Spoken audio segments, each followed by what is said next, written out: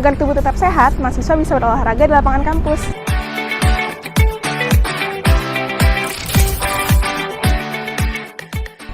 Sebagai bekal kerja, mahasiswa lulusan Unisma akan diberikan kompetensi sertifikasi sesuai dengan program studi masing-masing, melalui LSP, English Core, TOEIC, Brevet, PKPA, dan yang lain-lain. Nilai karakter keislaman yang diterapkan dalam keseharian mahasiswa bertujuan untuk mencapai visi Unisma, yaitu menghasilkan insan khair ummah bagi masyarakat. Gimana? Menarik kan? Yuk kuliah di Unisma! Unisma, preparing the future!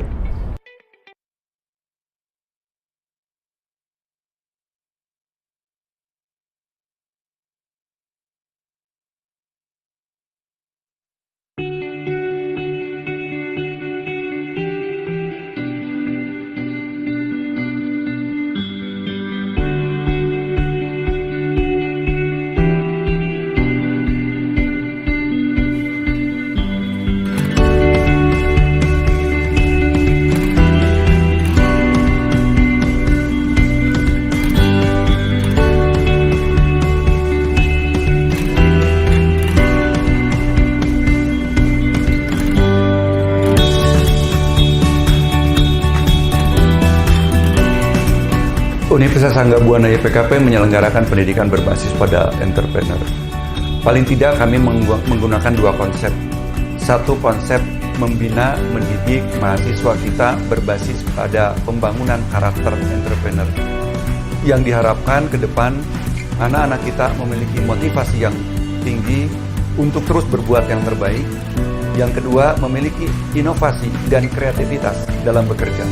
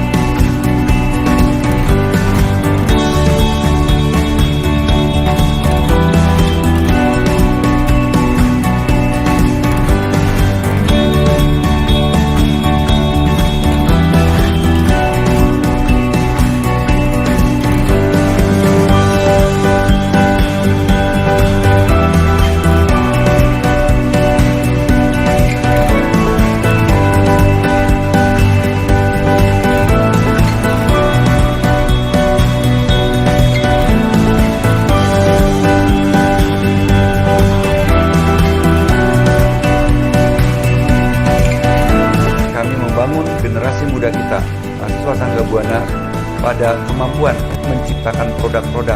Inilah yang kemudian disebut dengan entrepreneur berbasis pada produk.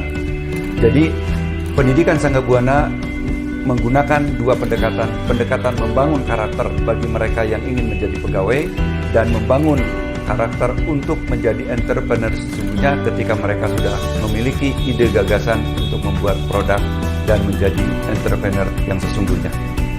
Insya Allah kami akan menjadikan lulusan Universitas Anggabuana adalah the winners atau pemenang dan bukan follower. Maju Anggabuana untuk bangsa Indonesia unggul.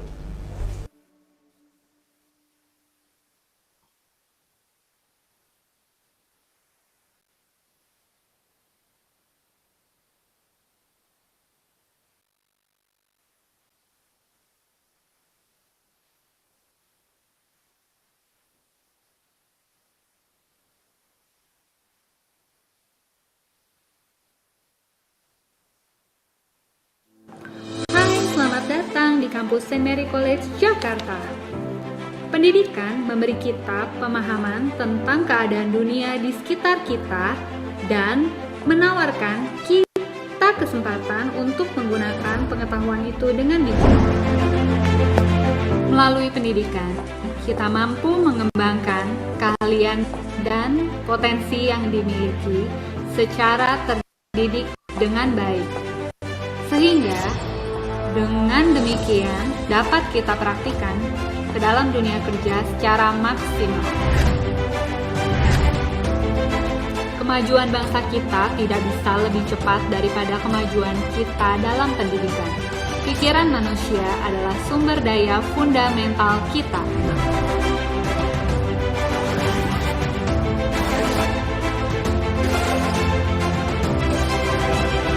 Di sini, saya belajar banyak hal. Salah satu adalah perubahan mindset, bagaimana cara menghargai pendapat orang lain, dan berpikir secara terbuka, sehingga membentuk saya menjadi calon pekerja yang lebih adaptif terhadap perubahan. St. Mary College, where you create your future.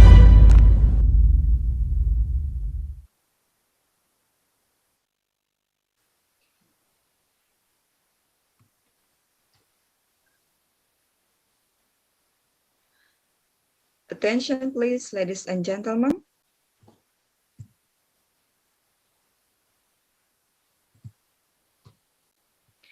We will momentarily begin the agenda today. Please kindly unmute your microphone.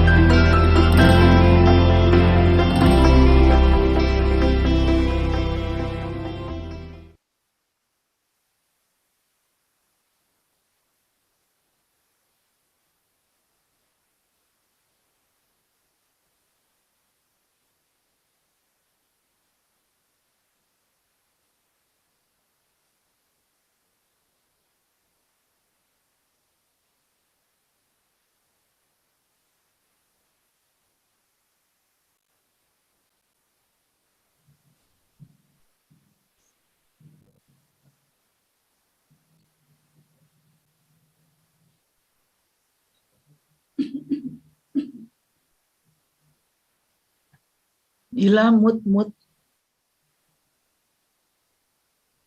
masih mood.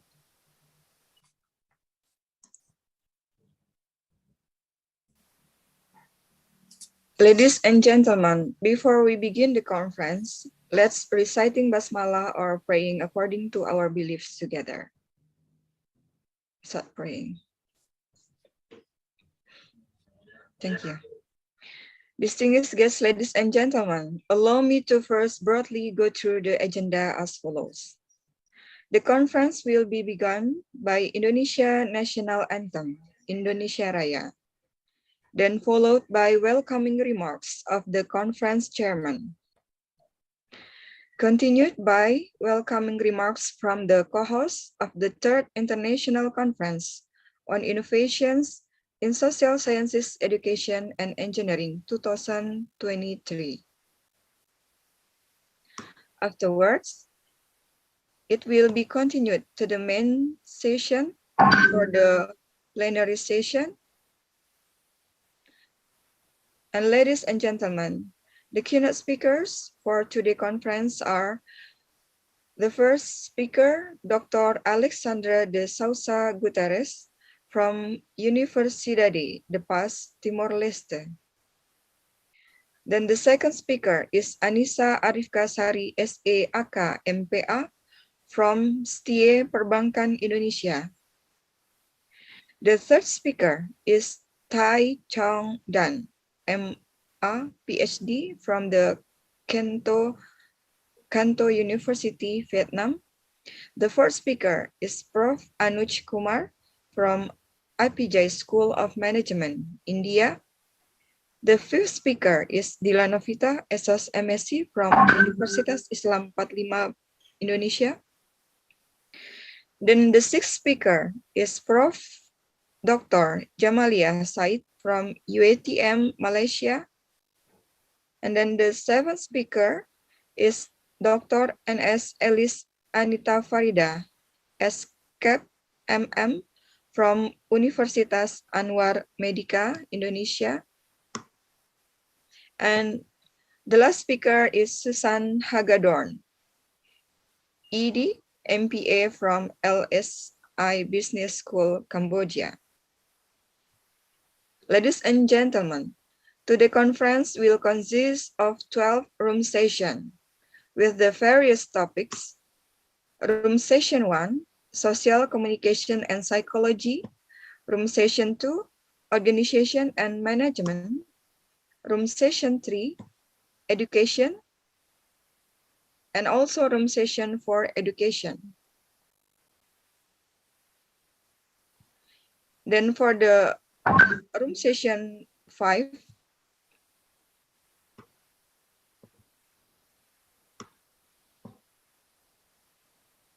I'm sorry. And for the room session 5, Economics.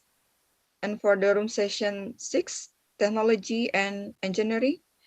And then Administration, Government and Politics. Room session 8, Finance. Room session 9, Business and Marketing. And room session 10, Tourism. And for the room session 11 and 12, about mixed topics or miscellaneous. Each of the room session will be led by chair session. Prominent speakers, distinguished guests, ladies and gentlemen. This conference organized by Leo Scientific Networking and 8 universities as co-hosts.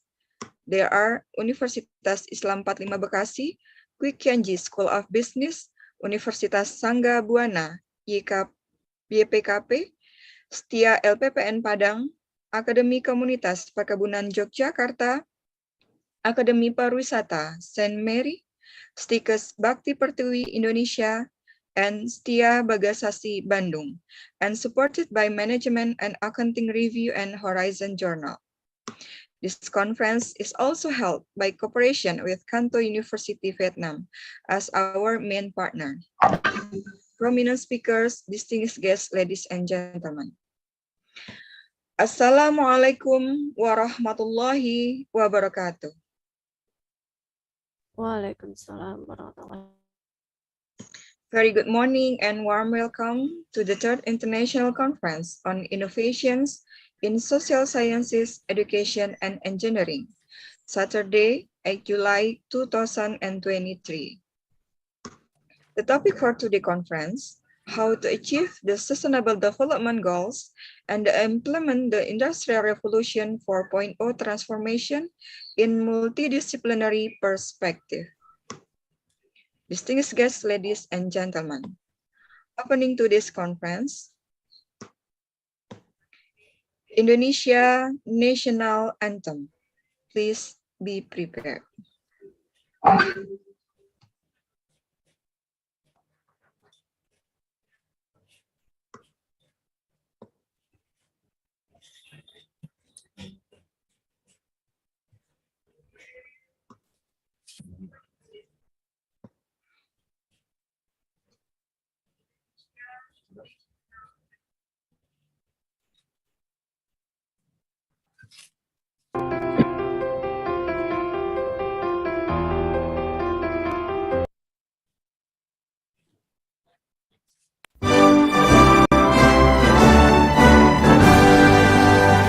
Indonesia tanah airku,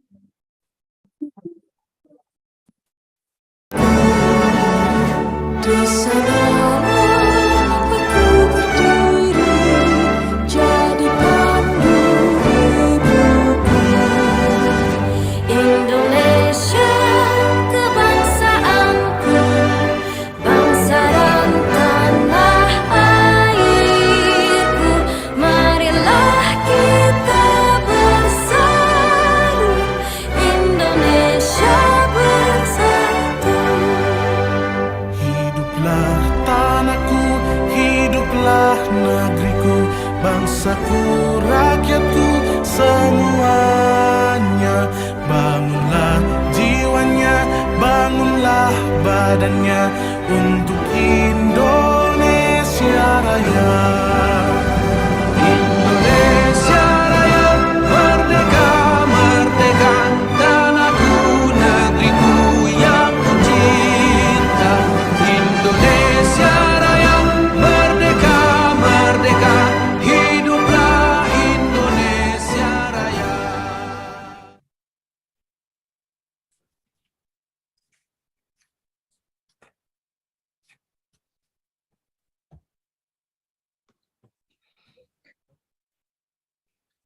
Prominent speaker, ladies and gentlemen, now we would like to invite His Excellency, the Chairman of the Third International Conference on Innovations in Social Sciences, Education and Engineering 2023 to deliver his welcoming remarks. Dr. Andes Henry, Halopias, MSN, please take your time. Good morning, selamat pagi. Assalamualaikum warahmatullahi wabarakatuh. Waalaikumsalam warahmatullahi wabarakatuh. Salam sejahtera. Bom dia.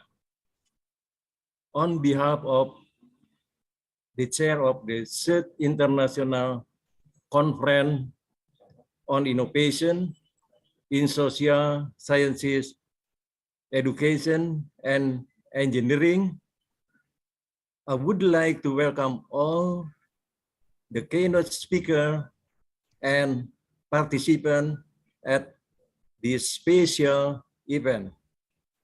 This conference will listen and share to some new and actual issues from professional and experienced keynote speakers from 5 countries.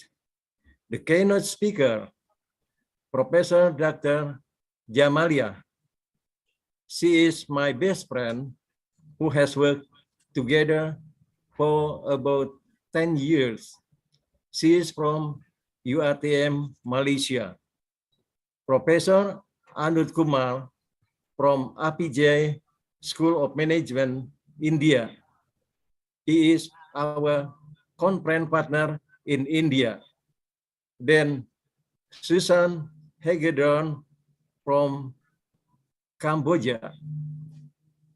Bom dia, amigos. Alexander Guterres from Timor-Leste.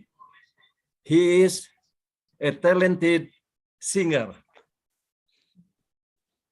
Tai Chong Dan, PhD from Canton University, Vietnam.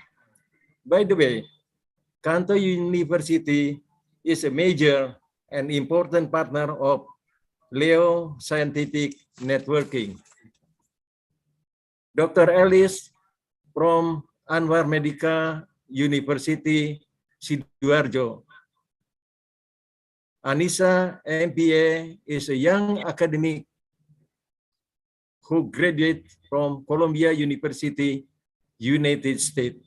Finally, my friend Dila Novita is an energetic lecturer and one of our members of Leo Scientific Networking.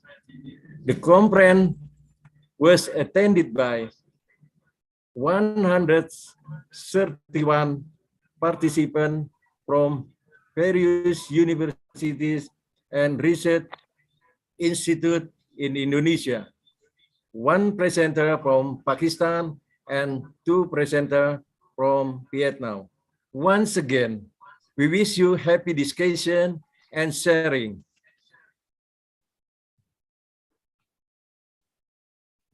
Congrats. Thank you, Mr. Henry. Distinguished guests, ladies and gentlemen, I now present the Honorable Dean of Economics Faculty, Universitas Islam 45 Bekasi, Indonesia, to address the welcoming remarks from the co-host of conference representative. Dr. Husnul Khatimah, please take your time. Okay, thank you, Mrs. Dila, welcoming remarks. Good morning, distinguished guests, ladies and gentlemen, the Honorable Mr. and Mrs. Speakers, the co-hosts from Indonesia and University abroad, presenter, and also the participants. Good morning. Assalamualaikum warahmatullahi wabarakatuh. Greetings to all of us. I'm Husnul Khatimah, as Dean of Faculty of Economics at Unisma University. I would like to thank you for your trust in inviting us as co-host.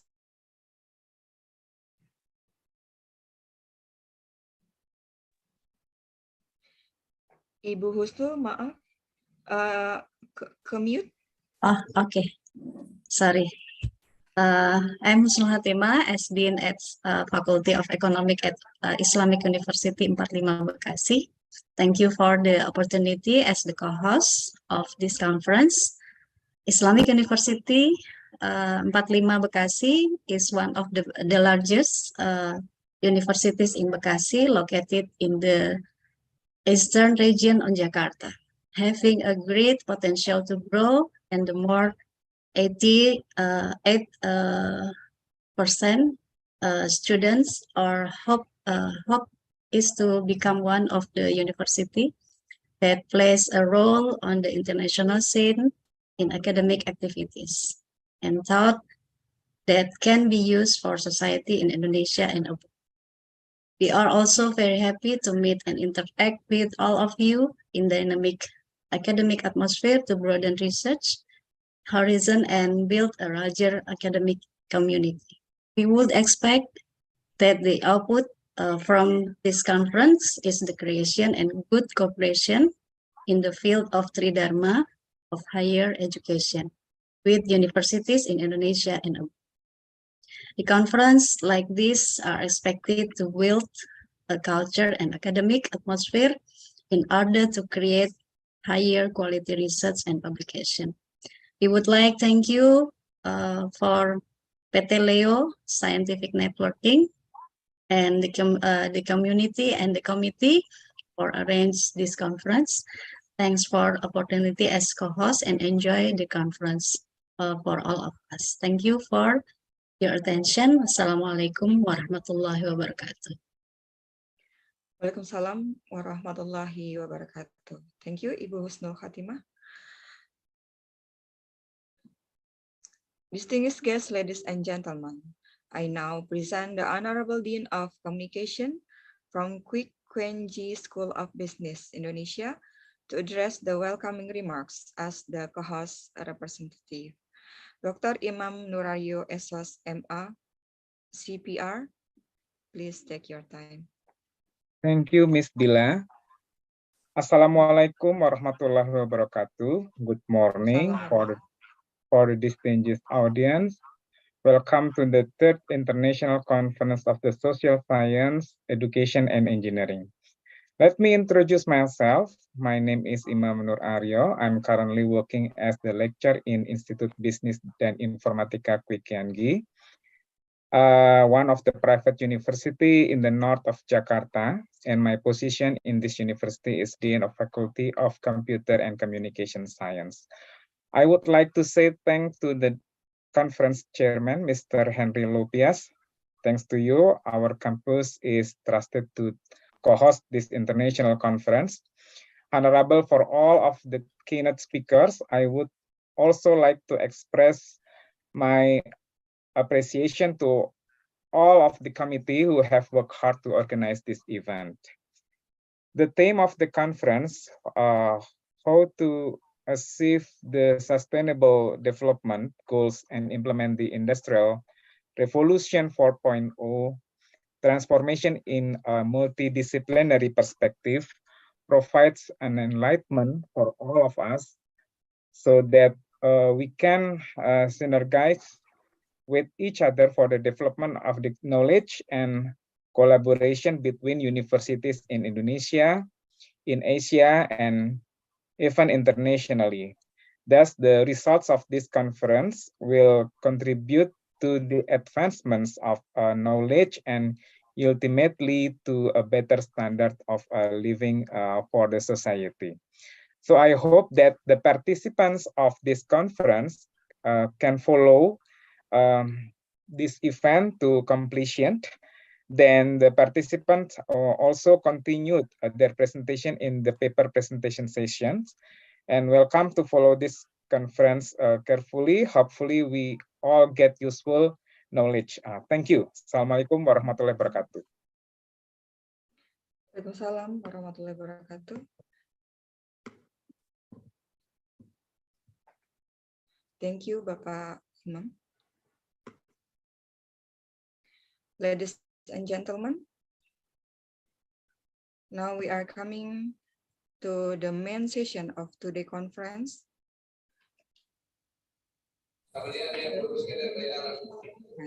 On innovations in social science and education 2023.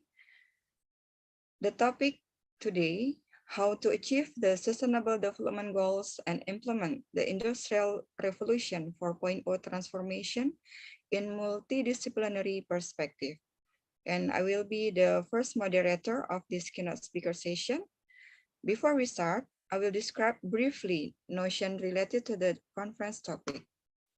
According to Khan, Ahmad, and Majava 2021, Industry 4.0 has been identified as a major contributor to the era of digitalization. Its implications for sustainable development have gained widespread attention from the perspective of the triple bottom line, sustainable business models, and circular economy. The majority of sustainability research focuses on conceptual analysis, and the Internet of Things is dominantly cited with an emphasis on achieving the triple bottom line benefits. Sustainable development in the Industry 4.0 context contributes to the circular economics objectives by achieving social, economics, and environmental benefits. Triple bottom line studies mainly focus on Industry 4.0 adoption and implementation, sustainable supply chains, smart and sustainable cities, and smart factories. Circular economy and sustainable business model as emerging research themes that focus on Industry 4.0 adoption and implementation, as well as sustainable supply chains. Ladies and gentlemen, going to the keynote speaker session. There are 12 distinguished speakers for today's conference. And for the first keynote speaker, Dr. Alexandre de Sousa Guterres. He is the Senior Lecturer of Economy from Universidade da Paz Timor-Leste. Sorry if I pronounce it wrongly. His research concerns on marketing, organization, and entrepreneurship. And he has numerous publications on the economic topics. Now, your turn for Dr. Alexander de Sousa Guterres. Please take your time. And he will present the importance of technological literacy in the learning in the millennial era. Take your time, Dr. Alexander. Okay. Thank you for the moderator and selamat pagi semua Pagi. yang hadir. Terima kasih Pak Hendri udah bisa join us in this Pak Alek. Halo Pak Alek. Iya Pak. Dipotong 2 detik ya sebentar ya. Sebentar, saya mau ngasih kado. Udah? There is a surprise for you, Mr. Alex. Thank you. Sebentar ya. Udah?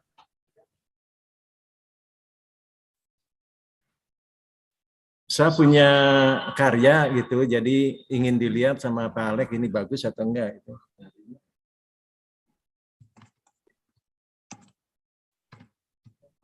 Pak Alex di Surabaya ya?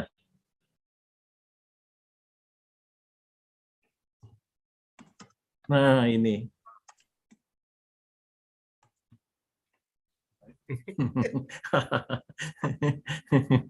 Ayo main. Thank you.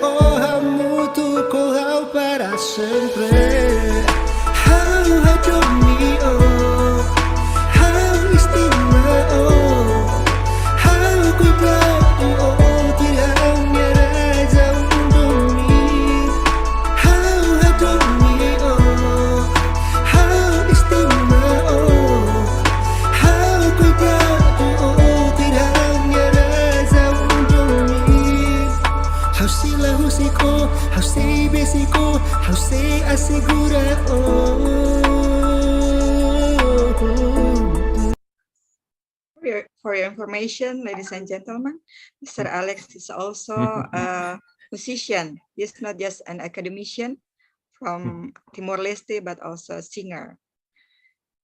Nice song, Mr. Alex. Okay, now take your time for presentation. Thank you, Pak Hendri. Udah promoin saya. Okay. I want to thanks for the committee organizing. Good morning for all of you. First, I would like to greet all of us, especially for the organizing committee, the speaker and the participant who were present this morning, which we wishes to all of us. The theme of the journal that I will present this morning is the importance of technology literacy learning in the millennial area. In the current millennial area, technological literacy is an important factor in supporting performance, both individual and in organization. So good technological literacy will support all work activity quickly and precisely. as will us. Pak Henry, maybe you have a PowerPoint. I want to use it for this conference to all of us.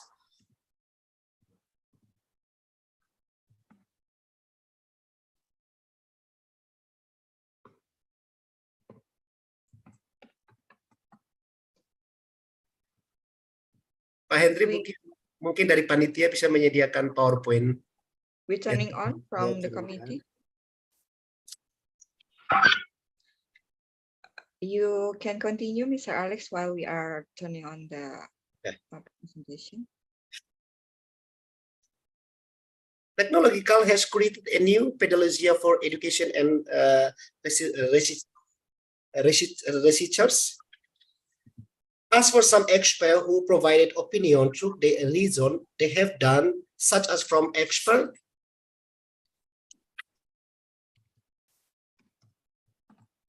according to study 2015, defines the technology literacy that exists within the organization. Technological literacy is related to a person knowledge and skill in using digital technology. Expert Onkol 2020 and Lee et al. 2021 confirm with technological skill that someone has, their performance will be better. However, as for the other opinion from expert, on the other side, ICoISSEE et al. 2020 found that technological literacy did not have a significant impact on individual performance.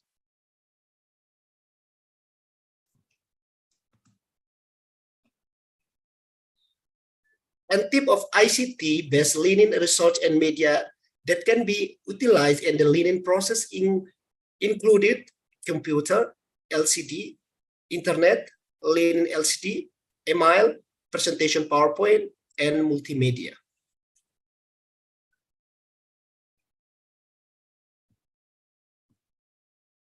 From several opinions from exciting research, the problem can be formulated.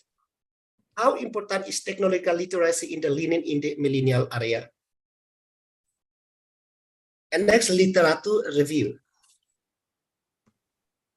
To strengthen some of the research difference above, there are several expert opinions that can provide information about how important technological literacy is in learning in this millennial area, as well as of Sairifuddin 2014.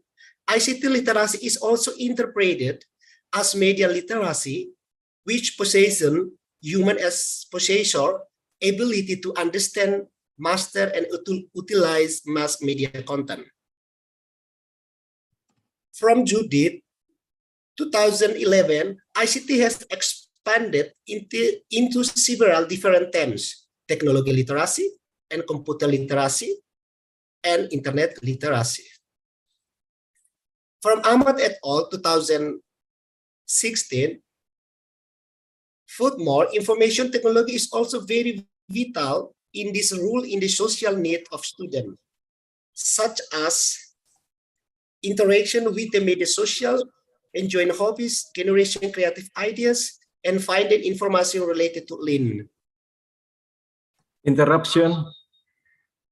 Yes. Pak Alek. Yeah. I have shared your PowerPoint. Okay. Which page? Literature review. Halaman berapa? Research, result. Oh, di atas ya. Sekarang metodologi, Pak. Masuk metodologi, ya. Ini? Yep. Ya. Ini ya? Ya. Ya. Oke, please. Nah, masuk metodologi, Pak. Oh, masuk. Research. Research. Metodologi. Next. Okay. Enter the methodology. Yes. Enter the methodology. The method used in the Metodologi, Pak. Yang tadi metodologi. Ya. Ya. Enter the methodology. The method used in the research is qualitative. The research collect data, the observation, and exam research, article, and journal, the international journal. Study and analysis theory, they relevant to research. To the research. Next. Result and discussion. The digital revolution, the area of technological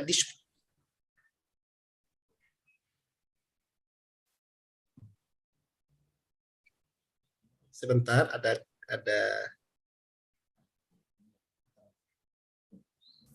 oke, saya langsung saja. Oke.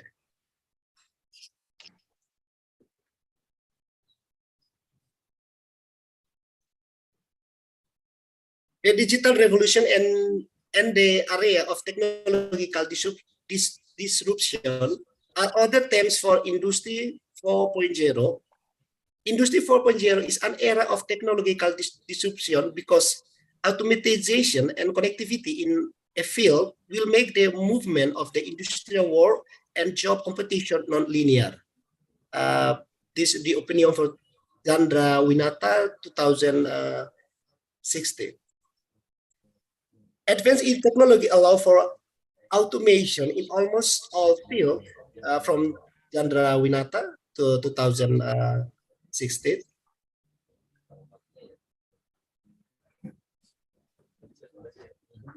And then from the Astani studies, included all the other studies from Hernani and Ahmad, 2010, concluded the processing skill of 7th grade junior high school student increased after using technology, literacy-based learning. And then Halidi Hussein and Sohena concluded that technology-based learning greatly increased student motivation and learning outcomes. From Rohwati, 2012, educational games, both theoretically and empirically in learning, can improve learning outcomes and student activities, especially in the biology, EPA, subject classification of living things.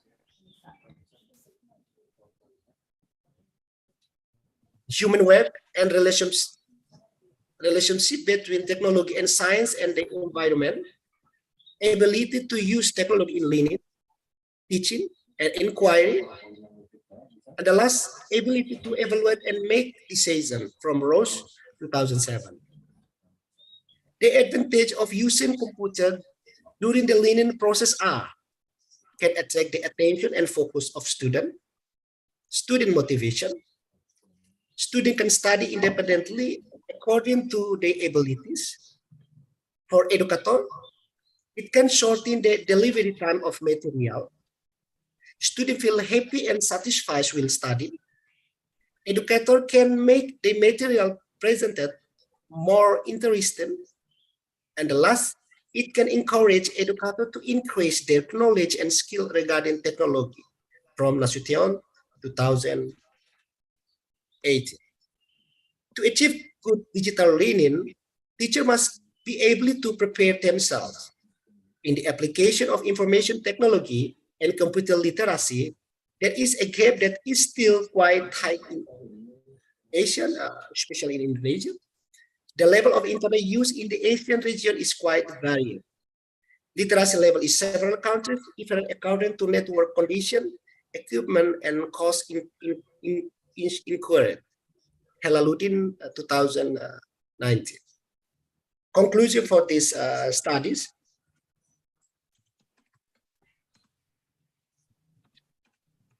The conclusion of these studies, technical literacy can improve learning skill, learning performance, and learning motivation. And second, technological literacy can increase learning focus, learning motivation, learning independence, learning systematic, learning efficiency and effectiveness, learning satisfaction, learning enthusiasm, knowledge, and abilities.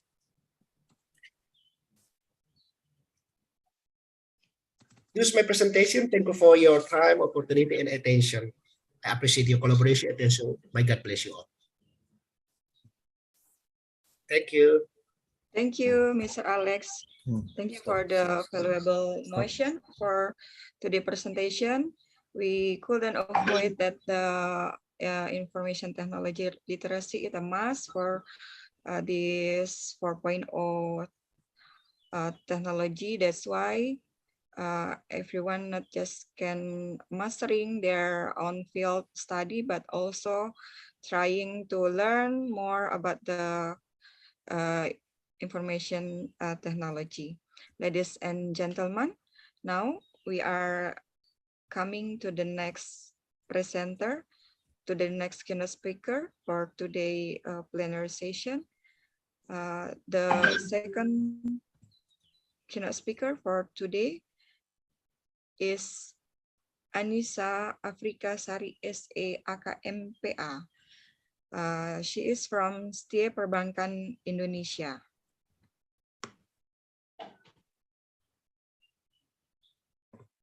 Ibu Anissa. Good morning. Good morning, Ibu. Ibu Anissa is a junior lecturer of management at Setia Perbankan Indonesia.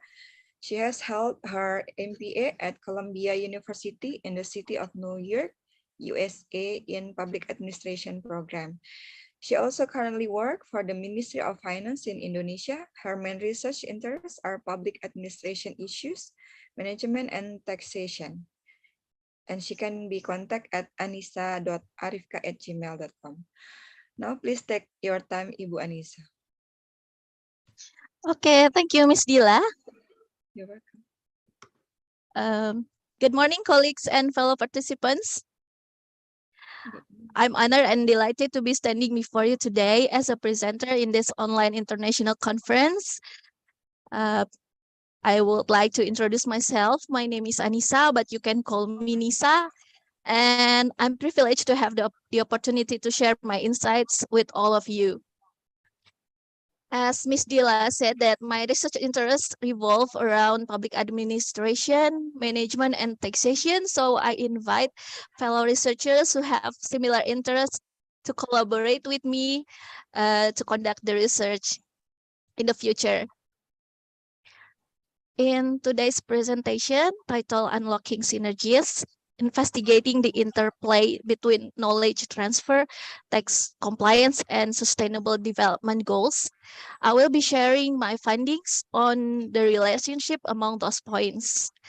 It is my hope that this presentation will shed light on these issues and develop into extensive future research. My objective of my research is to delve into how transfer knowledge influences tax compliance and its implications for the achievement of sustainable development goals. Ms. Dila, would you like to help me to share my presentation? Slide. Okay. Okay, thank you. Welcome.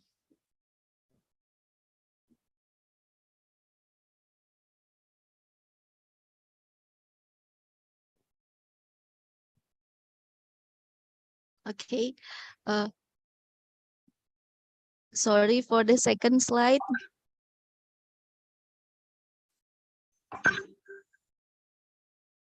Okay, so first I would like to introduce the concept of transfer knowledge. Knowledge transfer, tax compliance, and sustainable development goals are interconnected in various ways in the context of Indonesia. In this paper, I limited my scope of the research. It's mainly about knowledge transfer from tax authorities to taxpayers. So I would not discuss about knowledge transfer between tax authorities or knowledge transfer among taxpayers. Knowledge develops in the context of knowledge management through the conversion of data to information and subsequently to knowledge. On a theoretical basis, the theory behind knowledge conversion theory explains how knowledge is formed. So knowledge exists in the human mind actually through learning or experience, and then gradually grows with personal beliefs, judgments, and value perceptions.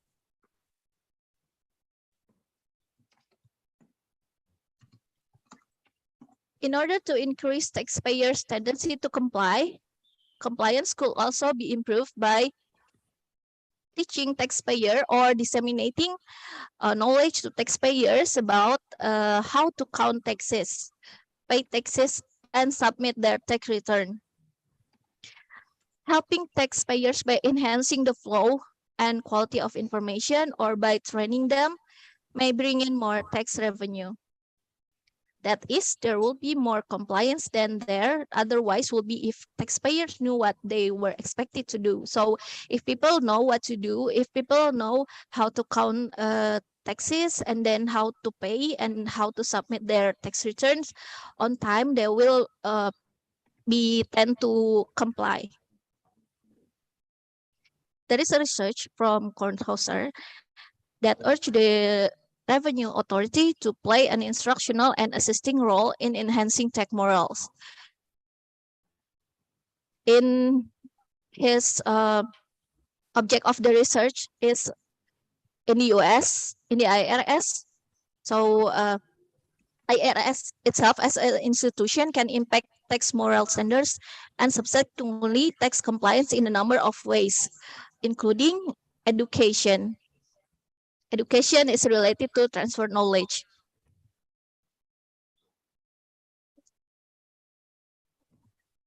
Okay, so we can see here in the wait. Okay, Miss Dila, would you mind to go to the 11th slide? Thank you. Oh yeah, okay. So we can see here in Indonesia, tax revenue contribute to state revenue from 2017 until 2021. It has a big contribution. As we can see in the last column, that the contribution of tax revenue that managed by Directorate General of Tax is more than 60%. So the increase in tax compliance, of course, affect the increase in tax revenue.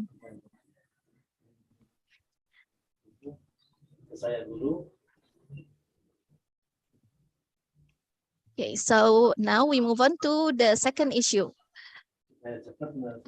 Tax compliance plays a crucial role in achieving the sustainable development goals, of course, because the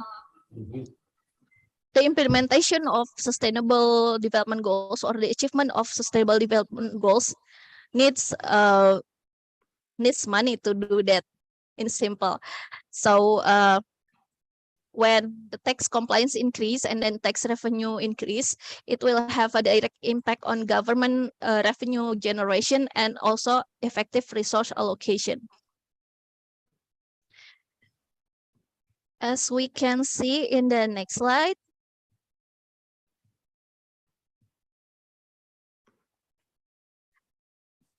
we have a lot of goals in sustainable development goals. For example, we try to reduce poverty, and then we try to make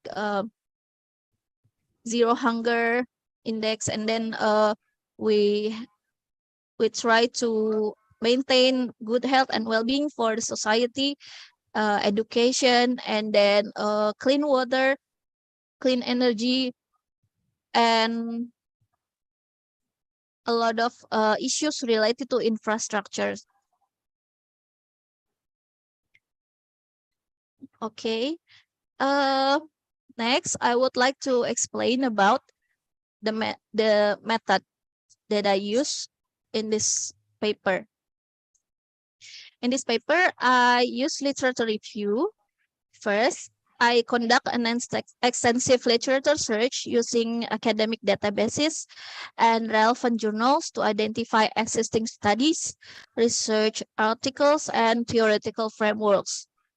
And then I also select peer review articles, books, reports, and policy documents that provide insights in diverse contexts.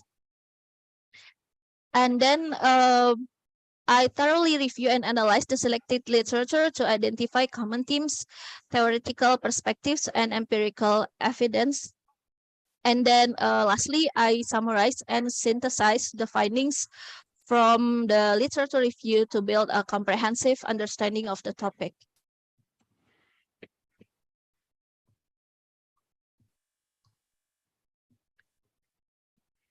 So I find that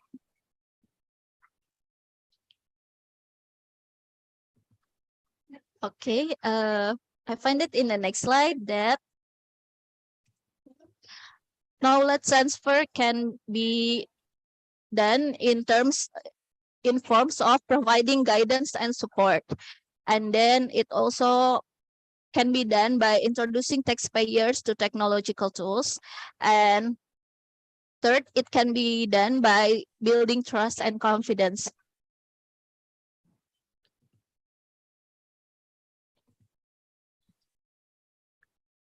I'd like to discuss a little bit about those 3 points that I mentioned. About providing guidance and support.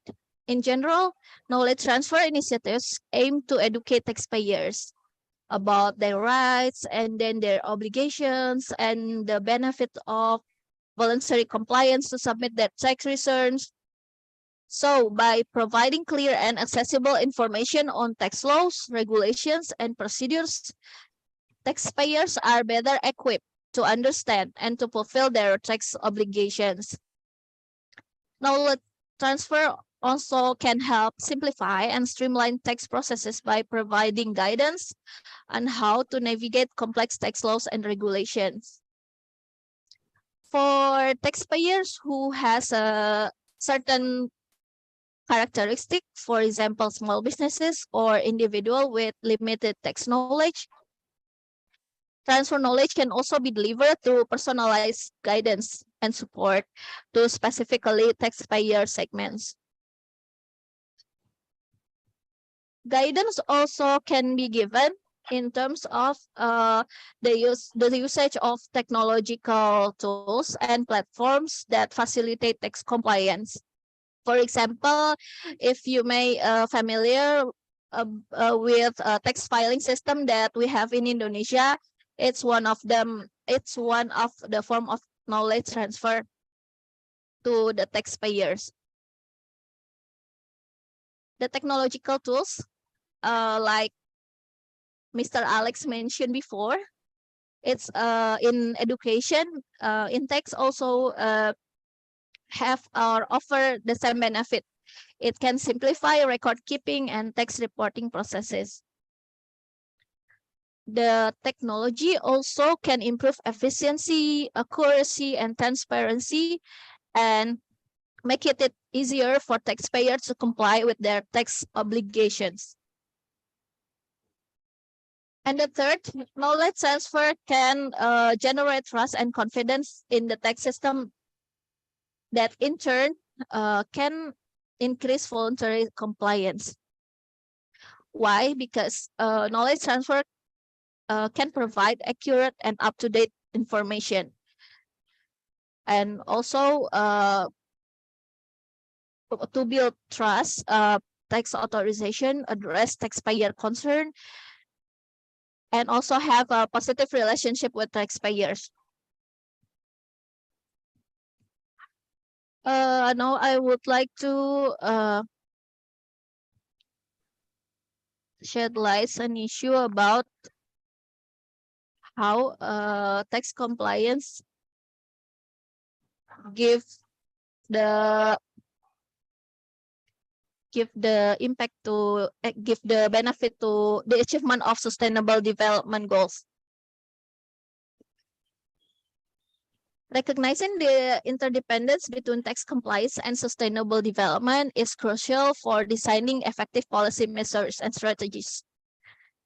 Tax compliance supports sustainable development goals in terms of several reasons that I have mentioned before, especially in the generation of revenue.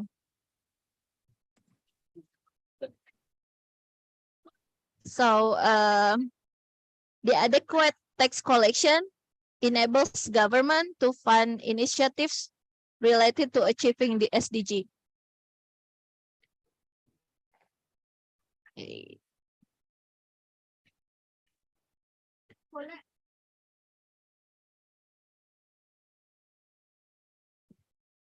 It provides the necessary financial resource to invest in sectors such as education. Like I mentioned before, there is a goals which related to the education, and also healthcare and infrastructure and environmental conservation, all of which are essential for sustainable development and needs funds to be implemented. Tax compliance is instrumental in generating the revenue needed to finance SDG related initiatives. So when tax payers can be comply and tax revenue will be increased, the government will have more fund to implement and achieve the SDGs. The second is related to resource allocation. So when individuals and businesses report their taxes, the government can allocate funds to different sustainable development goals related projects and programs. For example, tax revenue can be directed towards poverty alleviation that's also related to sustainable development goals. And also it can provide social welfare and poverty reduction. For example, like affordable housing and also education programs. And lastly, tax compliance play, as we know that infrastructure is really pivotal for our life, especially to make everything efficient and help to transport commodities, for example. Okay, now I'd like to discuss about, sorry, Miss Dila, would you like to move the slide? Okay, so in the annual report of Director General of Tax, Director General of Tax has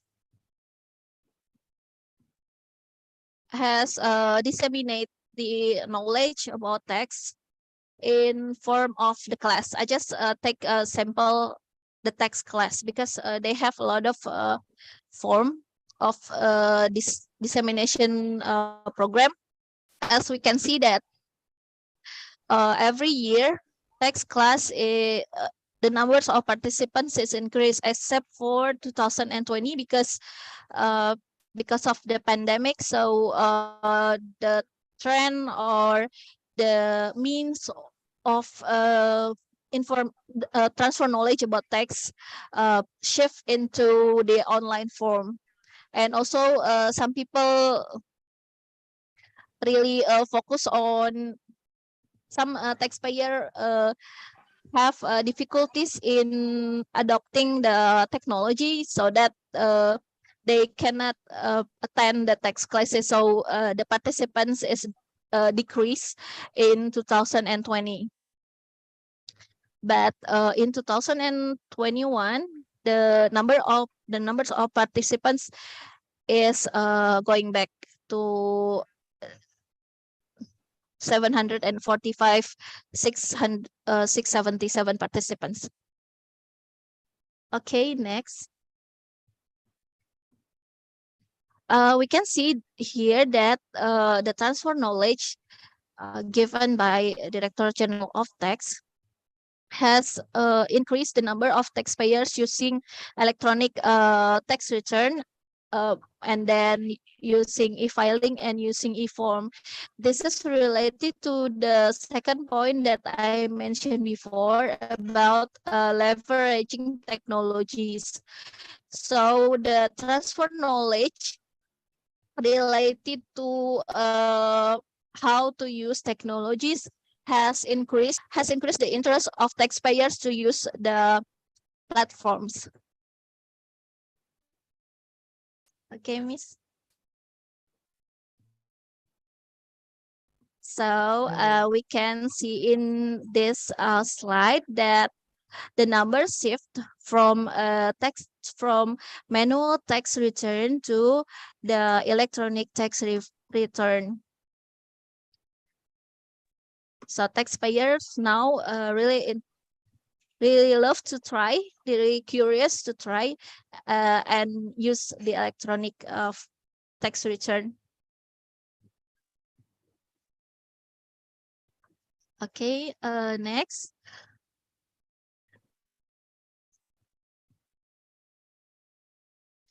Okay, here I present the increase of tax compliance.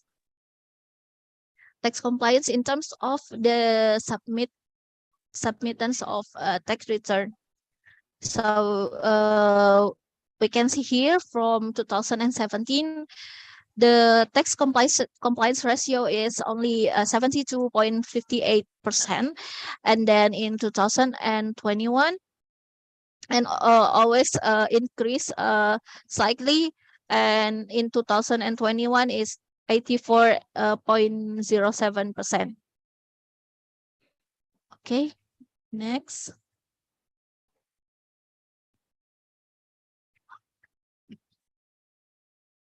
Yeah, oh, this is the points that I have mentioned before. The tax compliance, how tax compliance supports SDGs. So tax compliance supports SDGs in terms of 3 points that I find. First, revenue generation, resource allocation, and funding infrastructure development.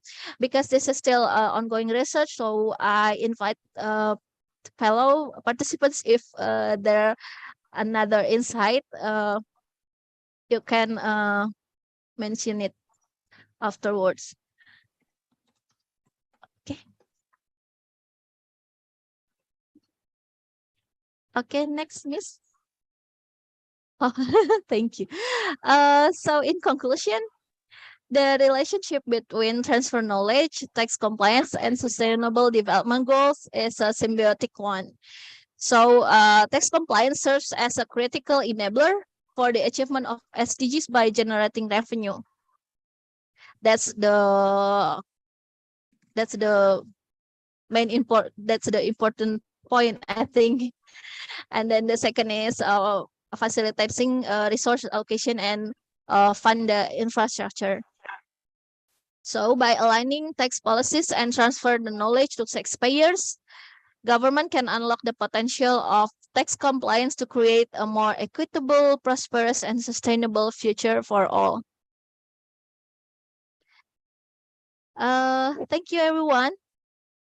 In this virtual setting, I can encourage you to engage with me if there is some perspectives or insight that are invaluable in enriching our collective understanding.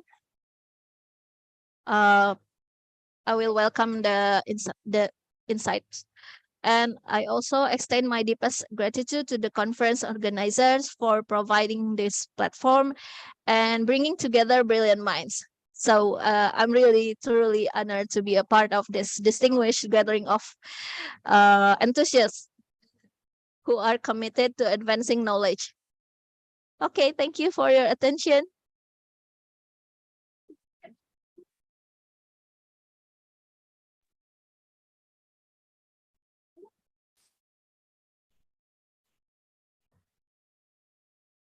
Maybe go back to Miss Dila.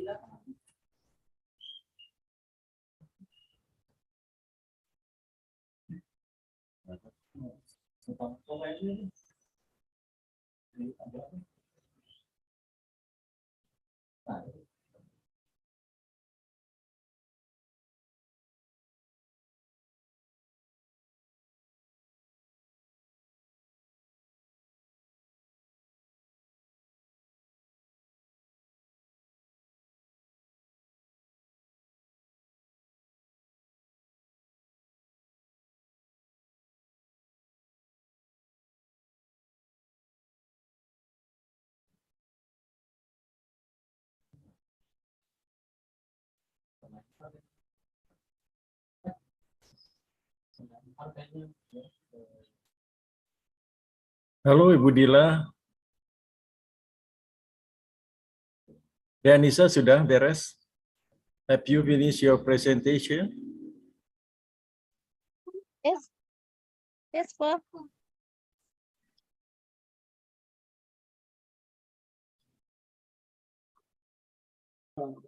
Ibu Anissa, I have a question while waiting Ibu Dila or whoever. Okay.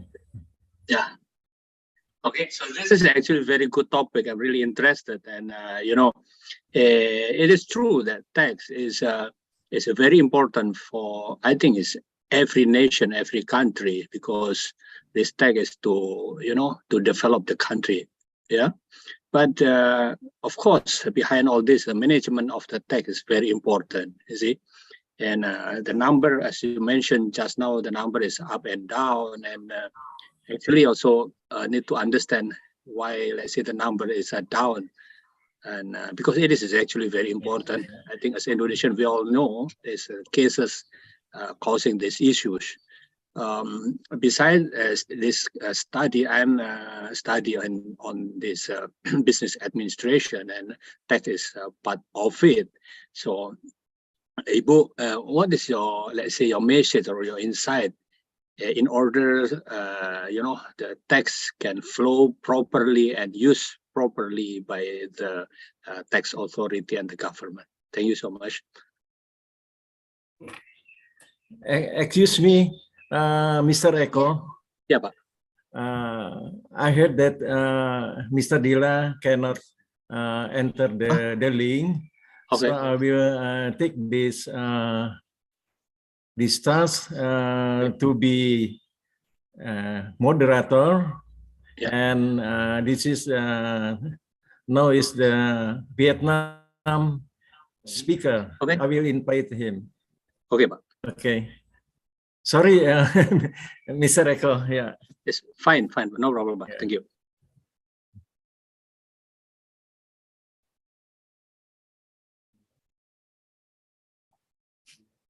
So excuse me. So you call me then Okay. from Vietnam? Yeah. Okay. Mr. Tai Just Chong call me Dan. Dan. Just call me Dan. Dan Yeah. easy. Welcome to our conference. Yeah. It is your turn. You have 20 minutes for presentation. Please. Okay. Yeah.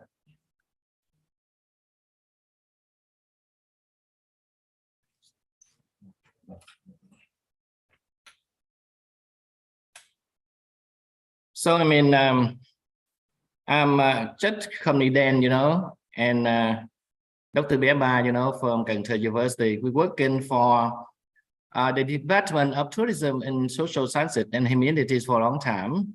So I used to be like the dean of this school, but now I'm just working as a lecturer because my terms was over. Okay, now we want to talk about the community tourism cultural heritage in Mang Den. The name Mang Den, in the center of Vietnam, in the Con Tum province, it's near Laos. It's very, very high. You can say maybe the high mountain. Okay, yeah. So my My presentation will have rationale, the reason why, literature review, methodology, result, discussion, and conclusion. And after that, you can ask me any question about that, okay, yeah? So, you know, Mangden, the name, you know, easy for you to pronounce Mangden. So, you know, it's in the Konglong district in Kon Tum province. Maybe as I mentioned, you know, in the center Vietnam. It's far from the south. I'm living in the, I mean, in the Mekong Delta, in the south near Cambodia, but I mean, in the Kon Tum, it's in the, maybe near Laos, okay? Here's a village.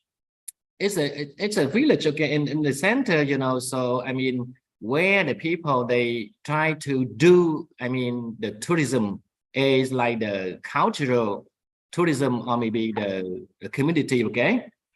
And so the reason why we choose this one, because, you know, we think that people here, you know, they try to use, okay, the community and to build up maybe their the ways, you know, that to get money. Okay, so we did the research and then, you know, we give the solution for that one, the first one. And you know, nowadays in Vietnam, you know, talking about tourism industry now is very, very popular now. And you know, Vietnam is like the one of the developing country in the Southeast Asia, you know, besides, you know, the Thailand, Indonesia, Malaysia, and Singapore, you know. So this research, we want to create the new tourist attraction, want to attract more I mean the tourists to come. And a little bit about the Mangden, as you mentioned, you know, Mangden, the name, you know, is very, very high land in the mountain, you know, where the weather is that is so beautiful, so nice, you know. If you had a chance, you can visit there. Okay. So the participant here, the study surveyed the 100 domestic tourists who visited Mangden, you know, for the sampling. And I will to use about the primary data and descriptive to rate.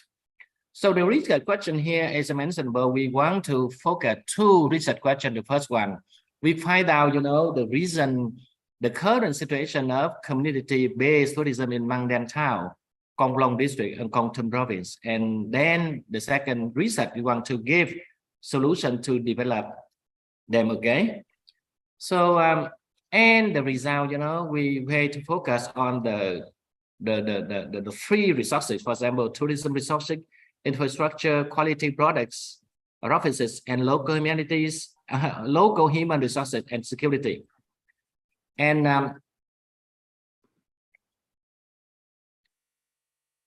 you know, here, you know, as I mentioned, you know, here for the result, we focus on the potential. We think that, you know, from this one, you know, we think that the people here, you know, and for we think the benefits from the research here, we want to know about the people here.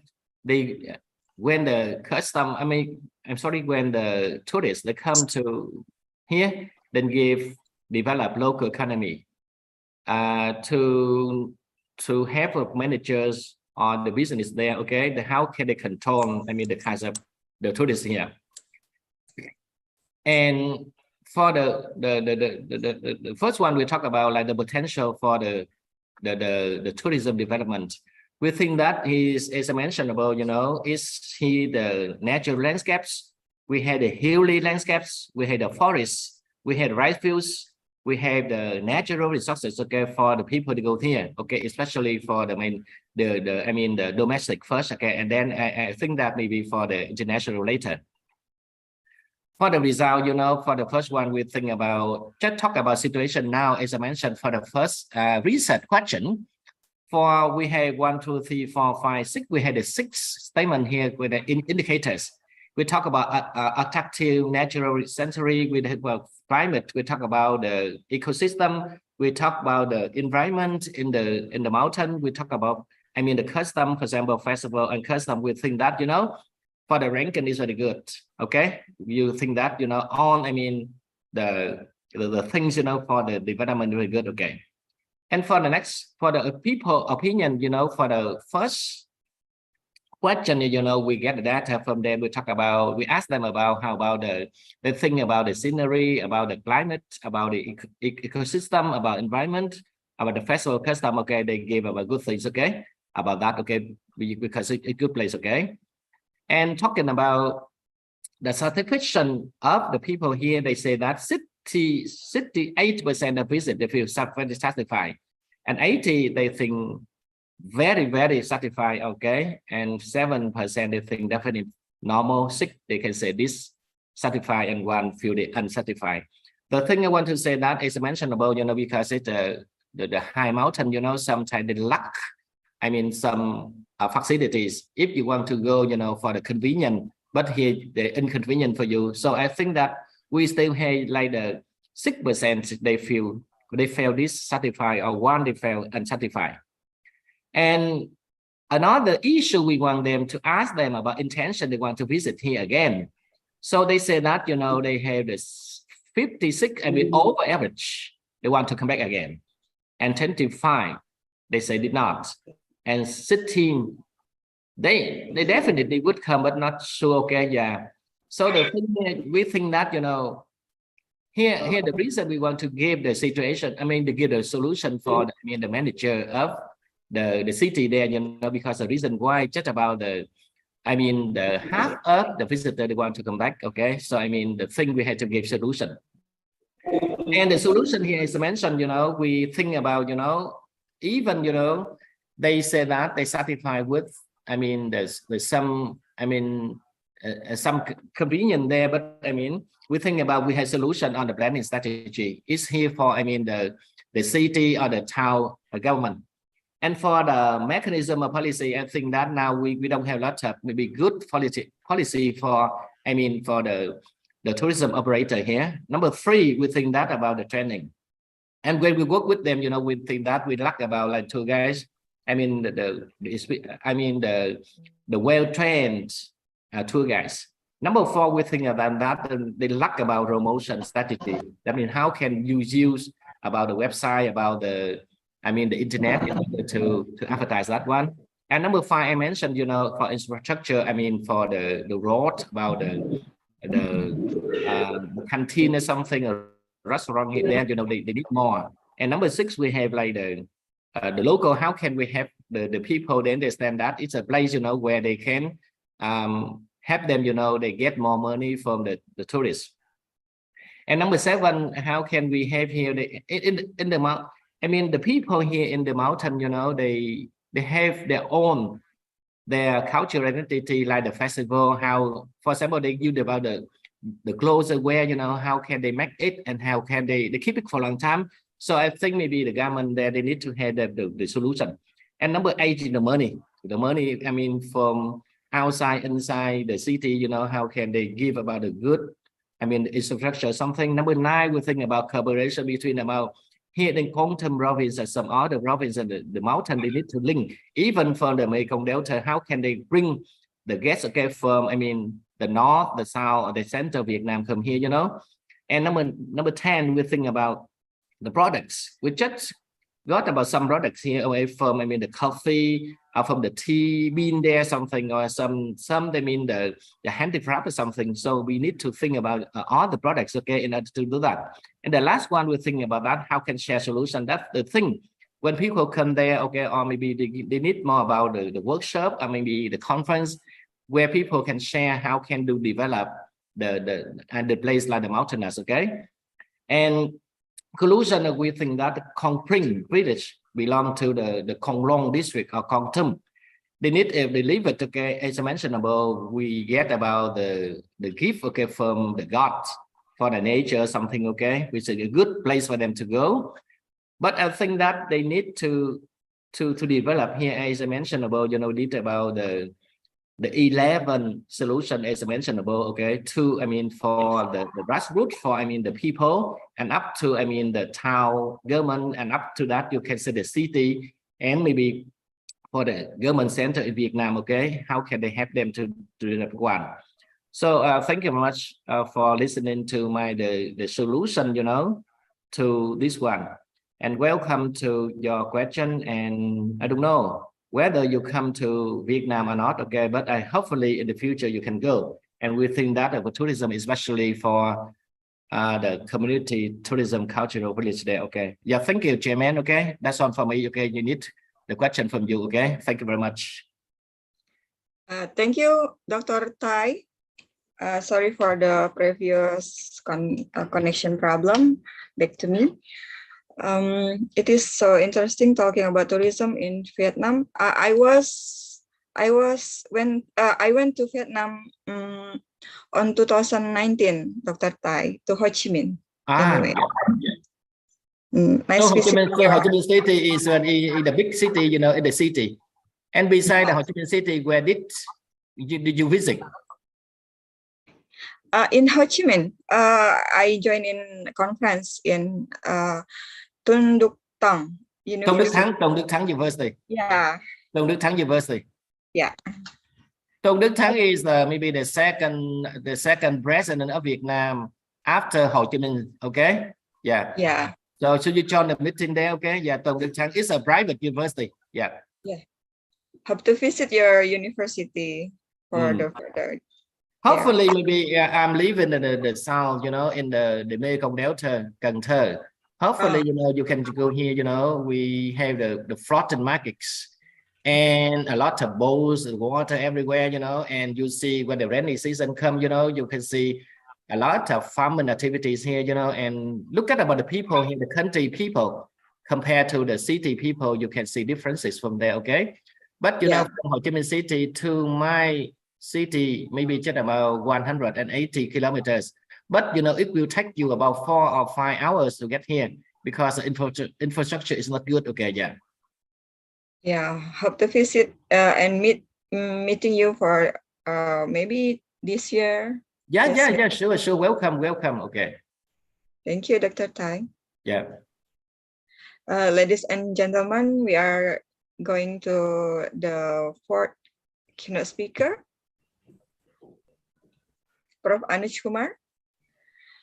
Prof. Anuj Kumar from the APJ School of Management, India. We are going to India now.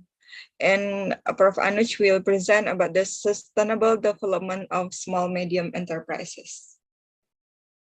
Please take your time, Prof. Anuj.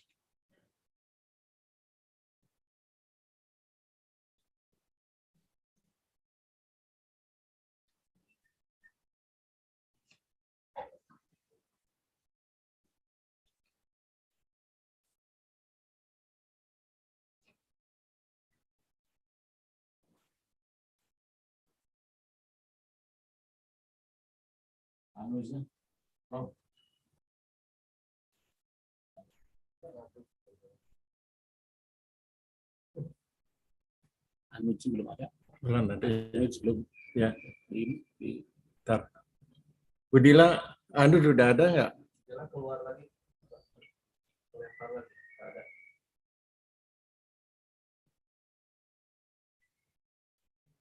Yang ditutup ininya, ketinggalin ini kan.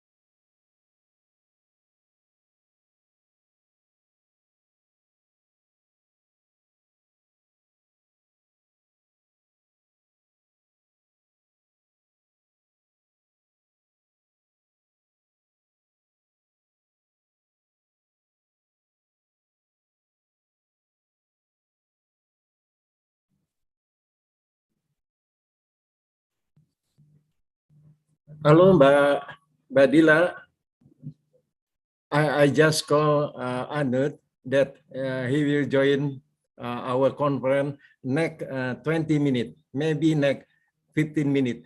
So we can use this spare time to discuss or to the other activity.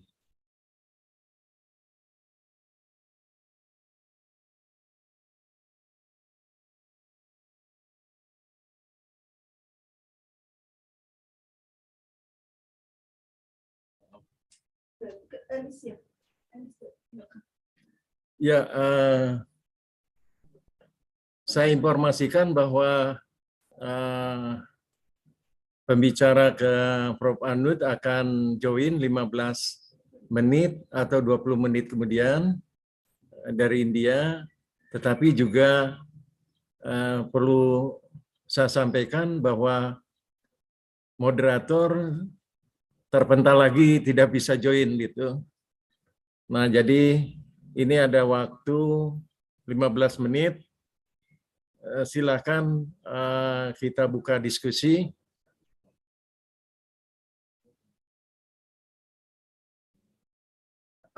Mr. Eko tadi sudah bertanya, mungkin De Anissa bisa menjawab pertanyaan Pak Eko. Oke. Oh ya, I can give you my paper now. Oke. Thank you, Pak Eko, for your insights. And maybe what I'm thinking about is the monitoring system. So the resource allocation, as you mentioned before, is needed to be monitored, and we have to ensure whether the resource given or provided to the proper receiver, maybe something like that, right?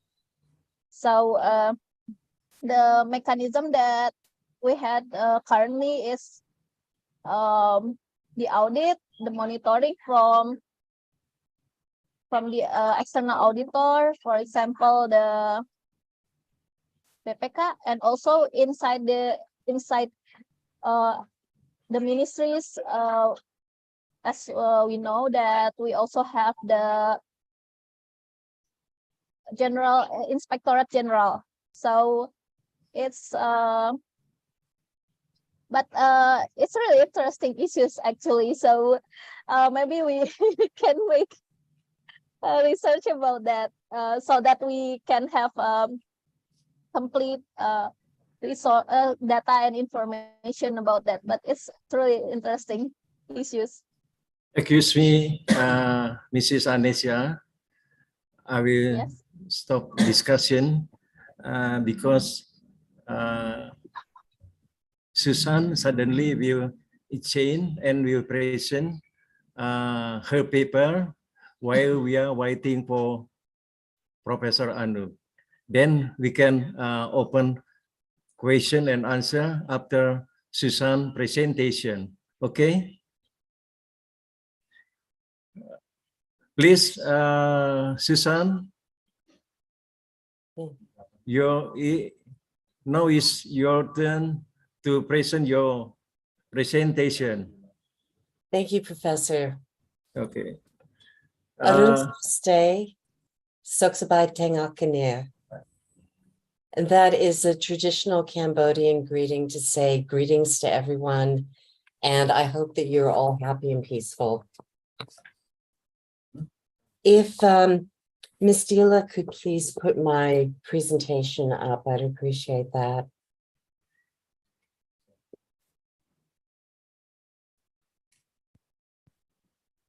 Please, Susan, you have 15 or 20 minutes for your presentation.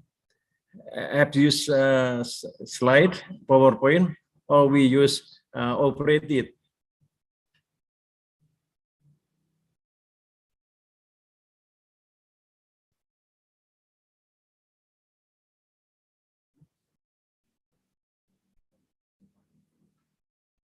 Okay, are my slides ready? Oh. Wait. Sorry. Yeah.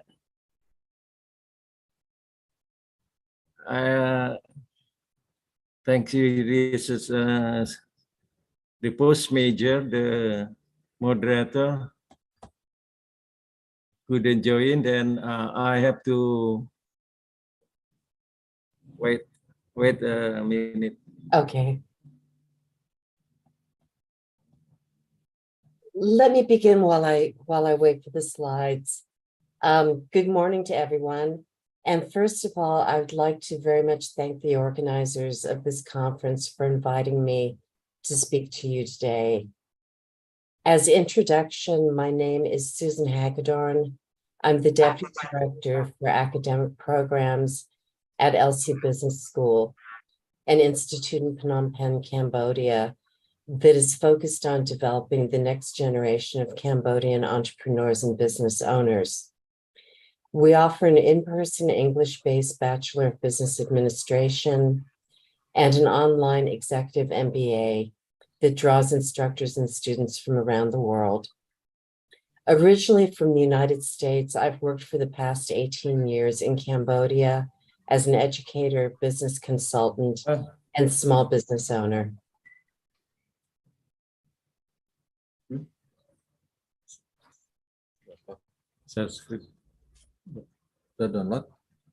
And my presentation is going to be a little bit different today because it is not a research-based presentation, but instead I want to talk about some of the issues that we all face as university educators in terms of how we need to reimagine the content and process of education under IR 4.0.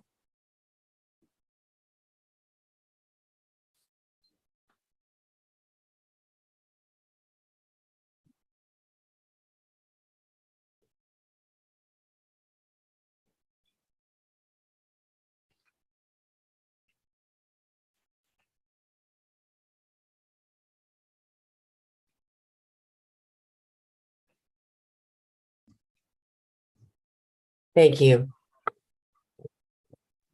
Hello, Susan. We can go to the next slide. I found your PowerPoint. Would you like to begin with the first page? You can go to the next slide, please.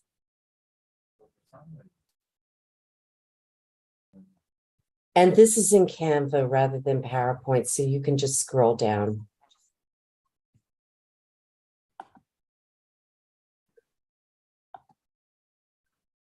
Wait.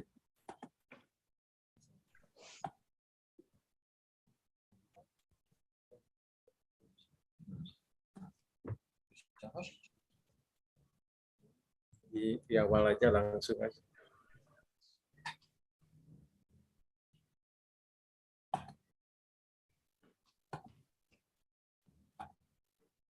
Atau Susan jadi itu pas.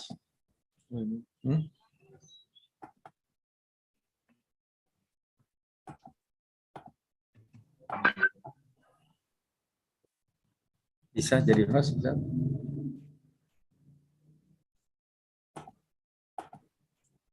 Am I able to share the slides from my screen?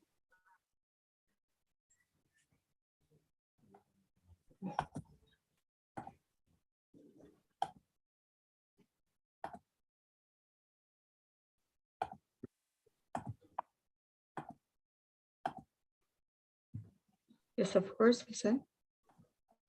Okay. Can you manage your presentation by yourself?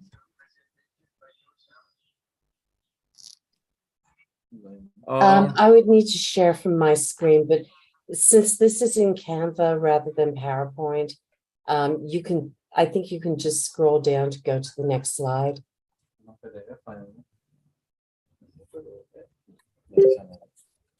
You will be host, so you easily to operate your PowerPoint. Okay, ya. Okay. Udah jadi host. Wait. Okay, please. Okay. A little new technology in the mix.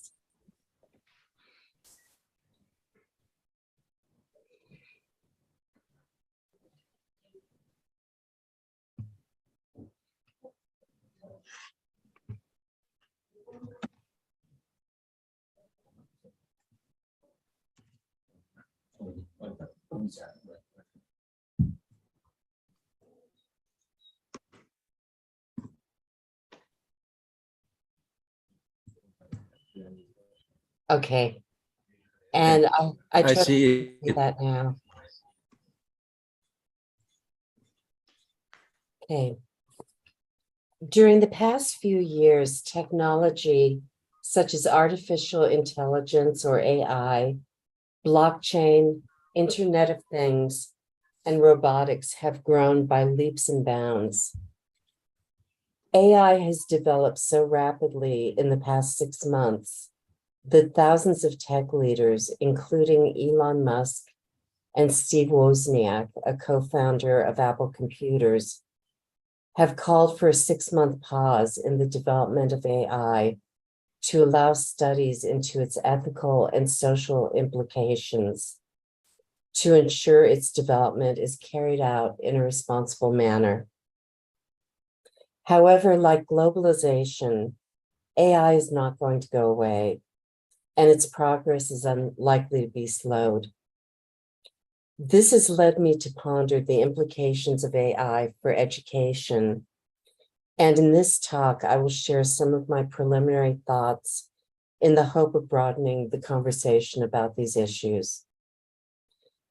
AI is already a part of our daily lives, from the algorithms in social media that select which posts we will see, to editing functions in MS Word that anticipate our next words and also provide suggestions to improve our grammar and our writing style, to design functions in PowerPoint that offer to customize our presentation style to our topic. For example, I was writing a PowerPoint presentation recently on emotional intelligence, and when I began to insert bullet points, it offered to replace them with emoticons. So the program was able to identify the topic of my presentation and offered to modify it accordingly. In designing the slides for today's presentation, I used Canva, an AI-driven program. I decided to experiment with what it can do, so I typed in my topic, education and artificial intelligence, and it automatically created a presentation. And the presentation was actually quite good. I decided to use some parts of it today, such as the slide you see right now, but I also did extensive editing.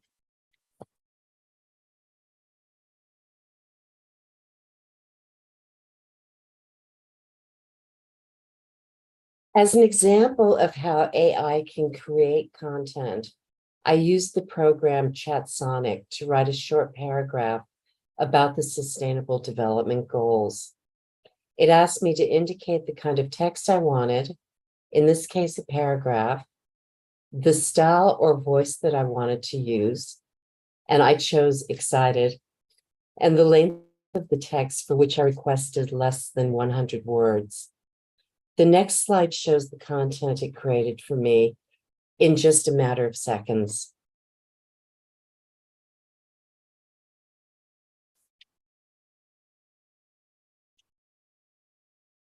So here's the content. I am incredibly excited about the concept of Sustainable Development Goals. This initiative is a game changer when it comes to addressing global challenges and creating a better future for all. The beauty of these goals lies in their holistic approach, targeting various aspects such as poverty, education, climate change, and inequality. By focusing on sustainability, we are ensuring that our actions today do not compromise the well-being of future generations. What I find most interesting about this content that it created is that it was not cut and pasted from the internet. I checked this several times. Instead, the program was actually creating the paragraph from a store of knowledge that it has collected over time, a storehouse that will continue to grow.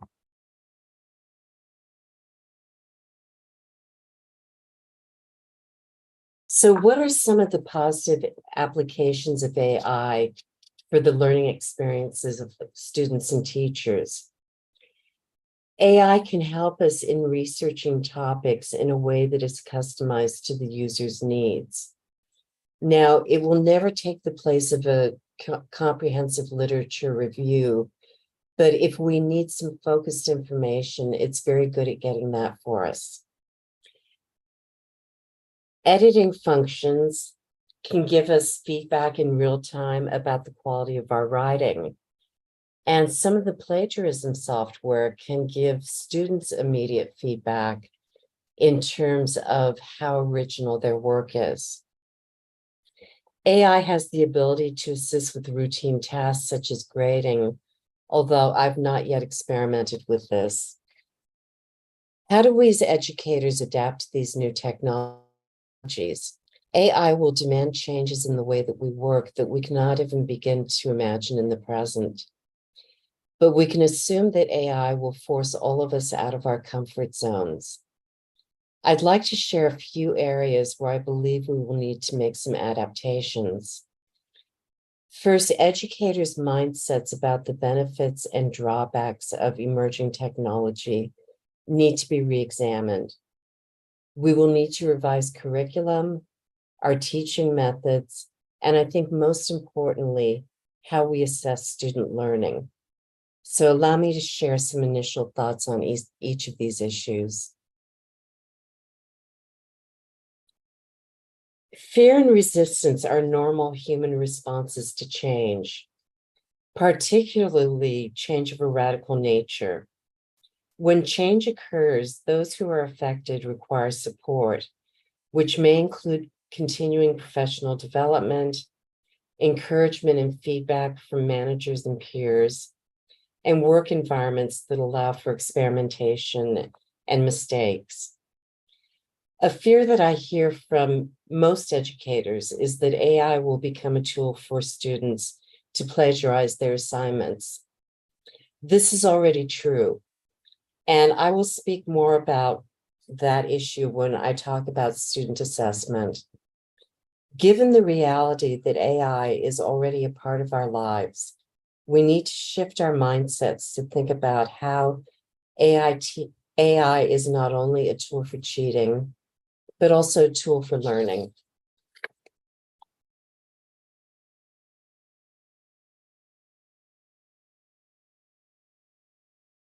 In terms of curriculum, whatever major subject a student is enrolled in, there will need to be adjustments to curriculum.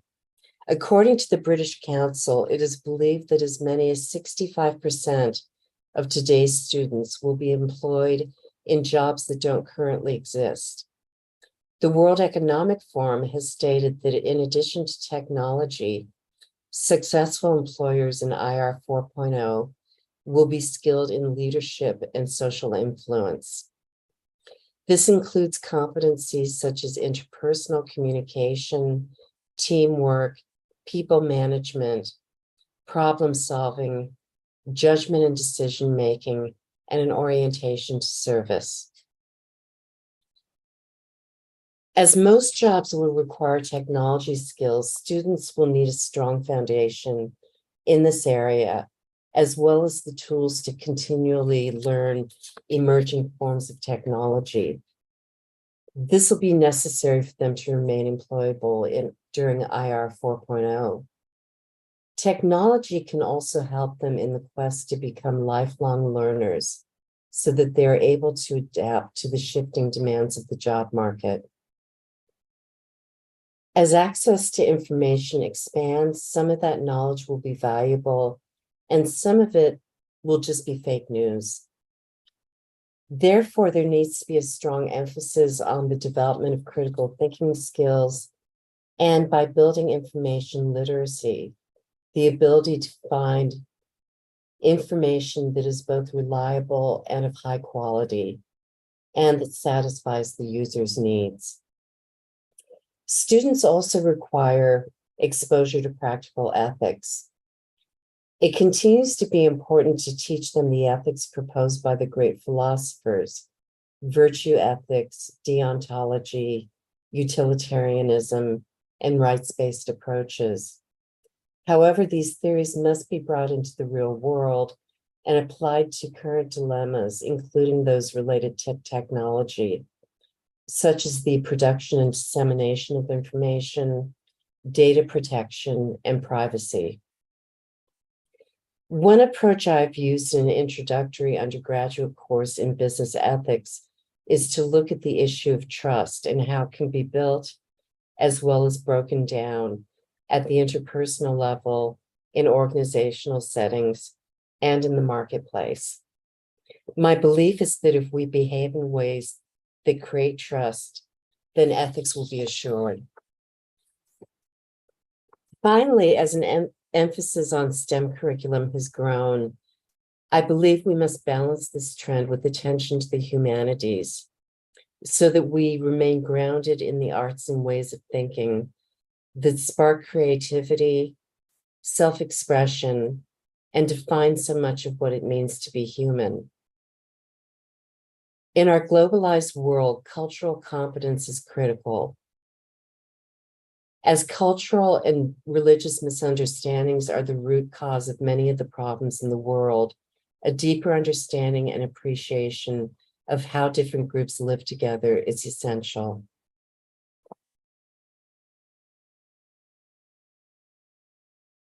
In terms of pedagogy, we already have begun to transition away from teacher-centered instruction towards student-centered learning.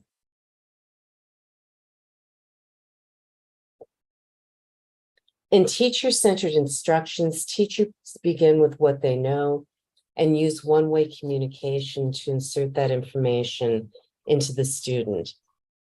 Assessment in this paradigm often involves exams where the student regurgitates the information the teacher provides, only to forget most of it the next day. The students gain little in the areas of critical and creative thinking.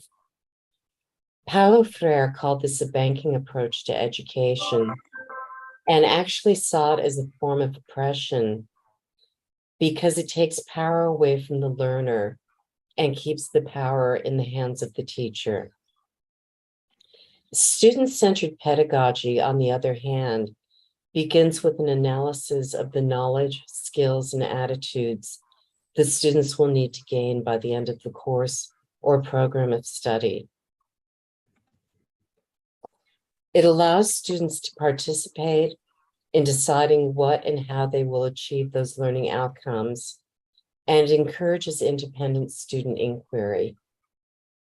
The teacher ceases to be the only expert in the room and instead becomes a resource, a facilitator, and a coach, creating an environment for the student's self-discovery and building a foundation for lifelong learning.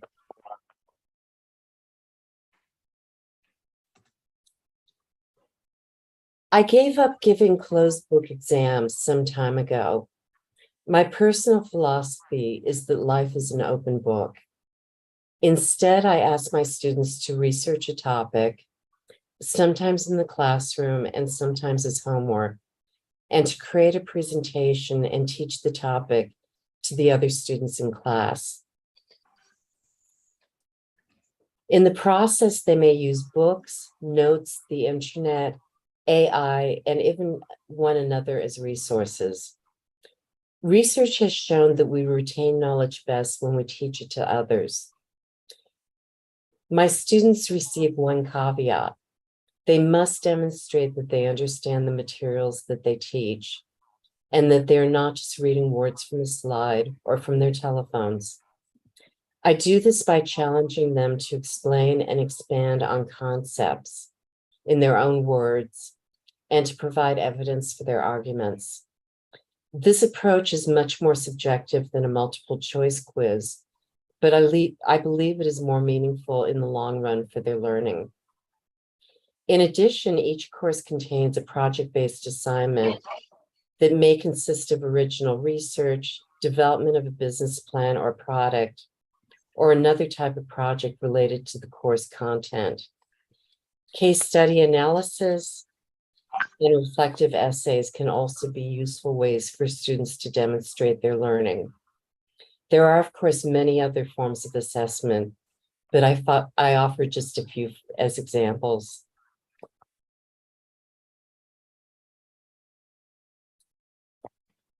I've given this lecture about why we should not give lectures, and I'm aware of the irony of that. I do hope these comments provide some food for thought and encourage us to have further conversations about the exciting possibilities ahead of us as we reimagine education in the era of IR 4.0. I would enjoy hearing from you, and thank you for your time and attention. Thank you, Dr. Susan. Ladies and gentlemen, I'm Eko. Now is taking over the moderator since Ms. Tila having issue in the connection. And later we'll have a question and answer. And now we'll continue to the next keynote speaker, which is Professor Anuj Kumar. Professor, are you in? Yeah, I'm in. Okay, so time is yours now. Please go ahead with your presentation. Thank you. Okay. First of all, thank you very much, Dr. Henry and the whole team for inviting me in this as a keynote in this the third international conference on innovation in social science, education, and engineering. And namaste to all of you from India, and lots of love. And the way I'm seeing, a number like 126 is an amazing number which I'm seeing in the online presentation. My best wishes to all the organizers once again. So today my topic of presentation is technology adoption in SMEs, as the topic relates to the engineering as well as to the social science. My working area, research area, my PhD is in SMEs, small medium enterprises.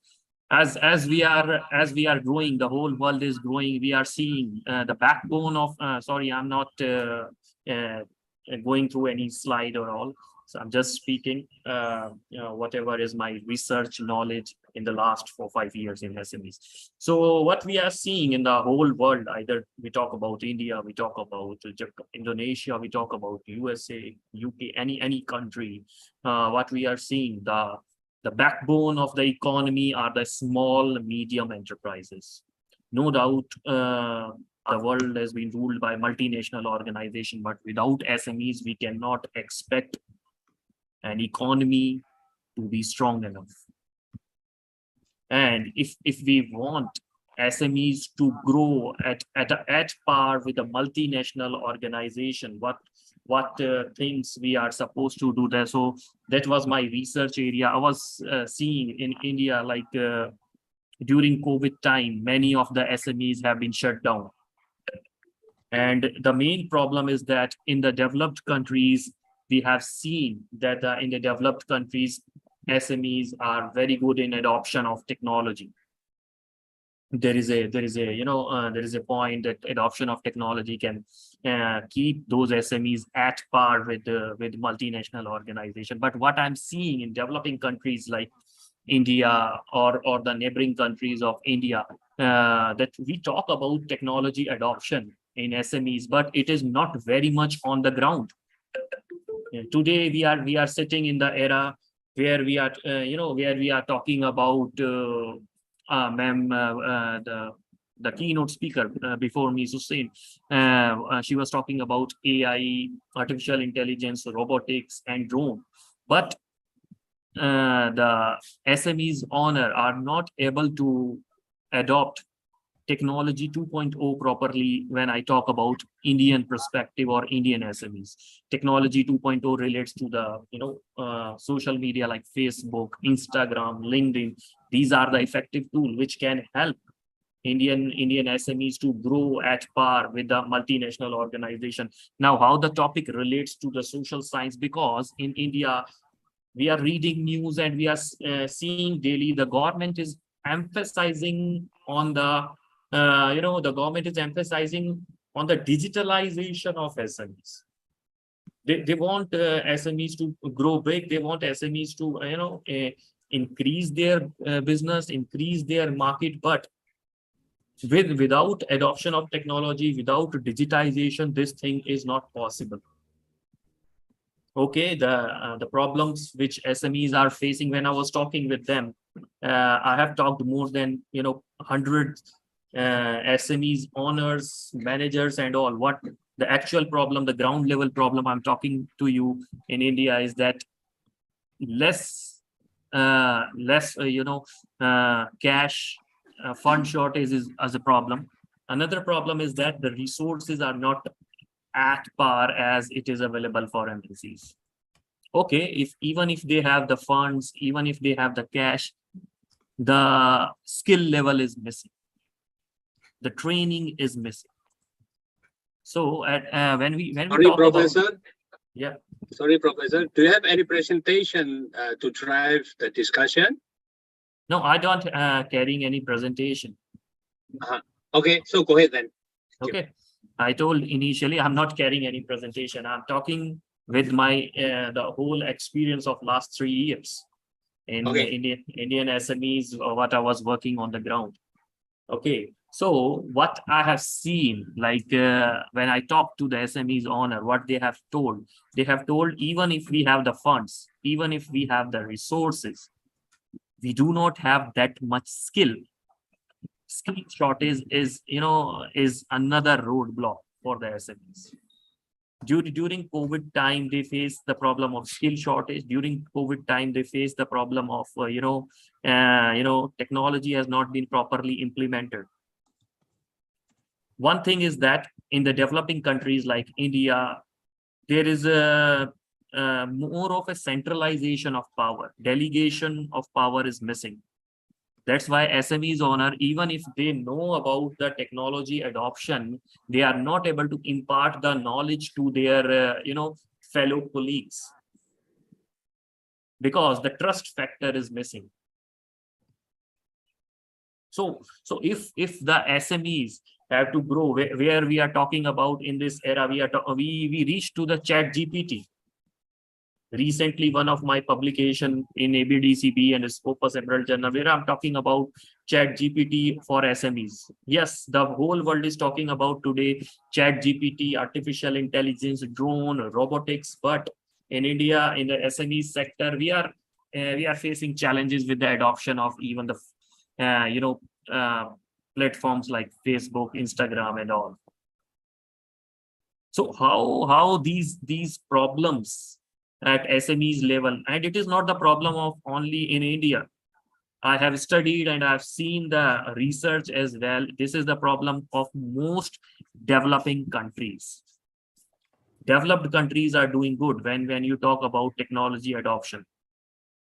Now here the role of government is important, because educators can, we people can only we can only give tell them or can show them the direction, but who is the implementers? The government is the implementer. The social circle or the authorities who are connected with the government, they are implementing the things. What they have to do, the role of the government is not only to give funds to the SMEs. The role of the government is not only to give the loans and all. Here is what is required in the developing countries when you talk about the technology adoption in SMEs, and it can make them competitive. The government need to provide them the technical skills. Training part is missing.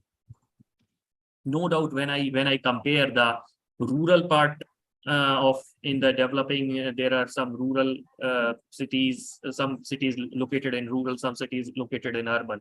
When I see urban cities, they are doing much better in comparison to the rural cities. But most number of SMEs are located, if I talk about in India, in the rural region. So we need to take the knowledge, the skill to those people. Empowering people means not only to give them money and all. Empowering people means we need to give them the technical skills.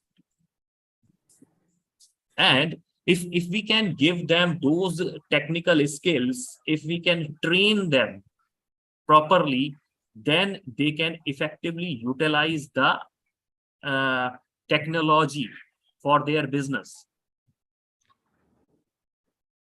And if small and medium enterprises will use technology in a better way, then they can come up at par with the multinational organizations. And if for any nation, either it is Indonesia, it is India, it is United Kingdom, if small and medium enterprises are doing good, the nation economy will get more and more stronger. We talk about, we have conferences in India also, we have conferences outside also, we talk about technology. Okay, A, B, C, D, this technology is coming in the market. Or tomorrow there will be some more advanced technology, more advanced version than ChatGPT, or more advanced than artificial intelligence. But what is the, what is the use of that technology if that technology cannot reach the common man who is doing, who is a business owner of a small and medium firm? So also we need to take care of the implementation part. The implementation cannot be done only by the academician, only by the industrialist.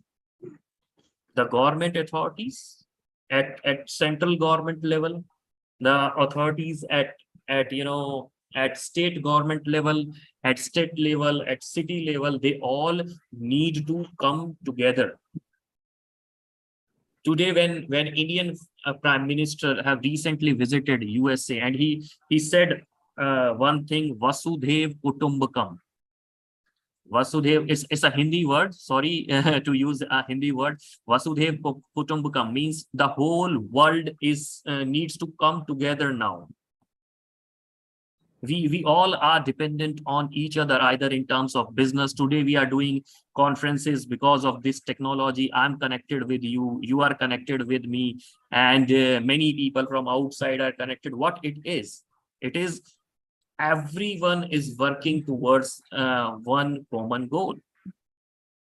So sharing of resources, we talk recently. I've concluded one conference on circular economy. Now, how the concept of circular economy can be implemented. The concept of circular economy can be only implemented with the sharing of resources.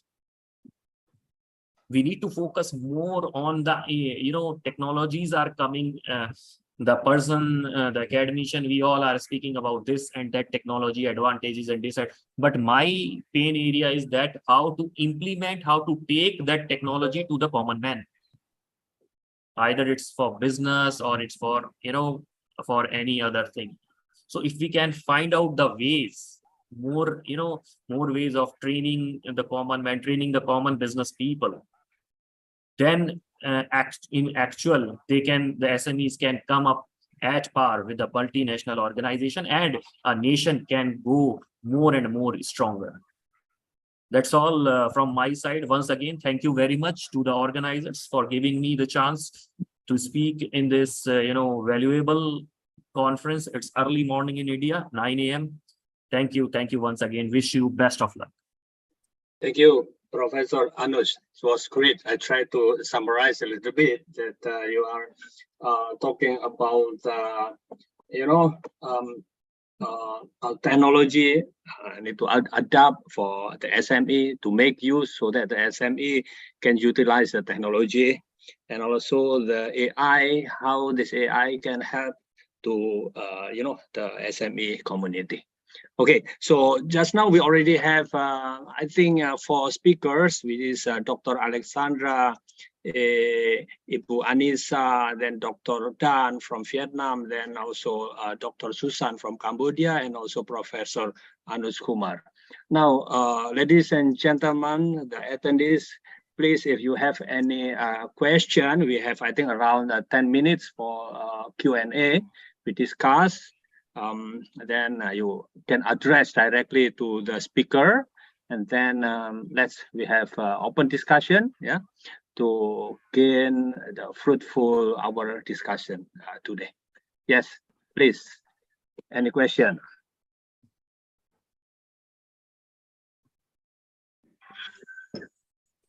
I think in the chat, okay, while in the chat box, okay, Dr. Dian raising hand. Okay, please go ahead with your question.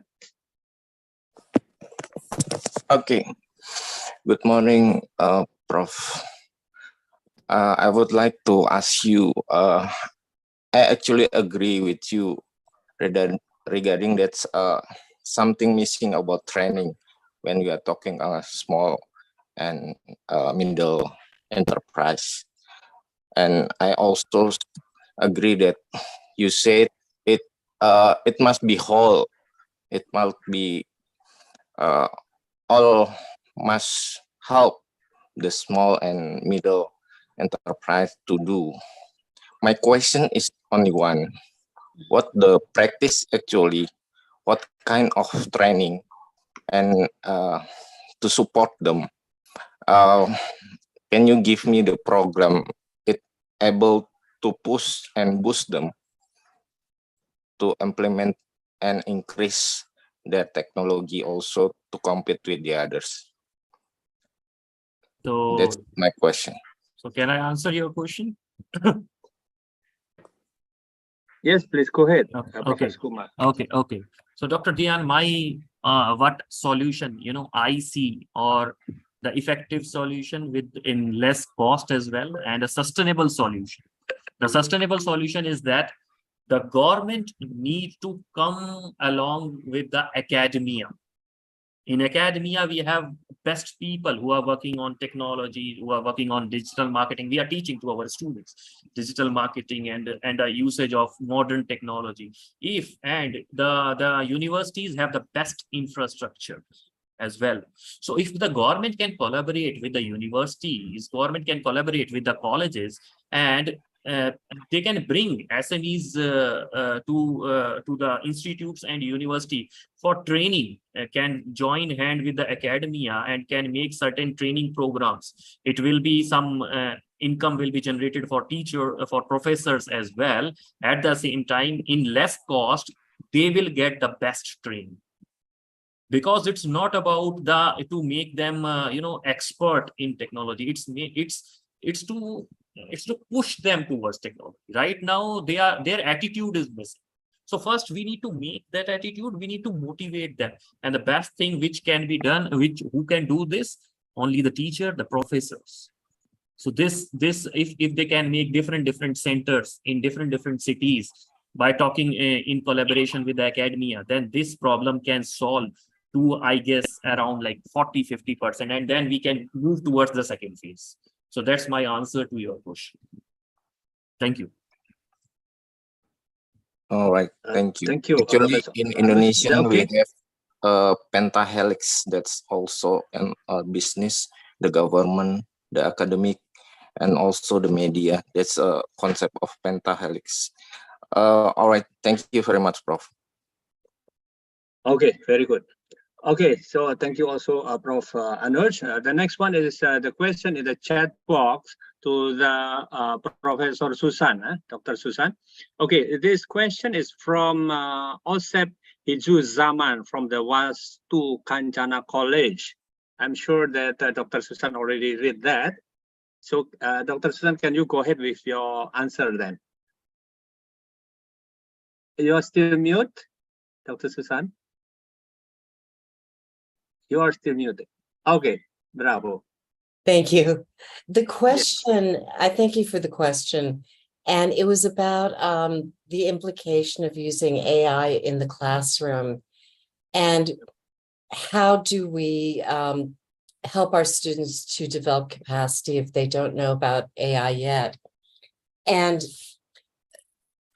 in Cambodia, I'm working in the capital city, so the situation would be different than at institutions in the countryside.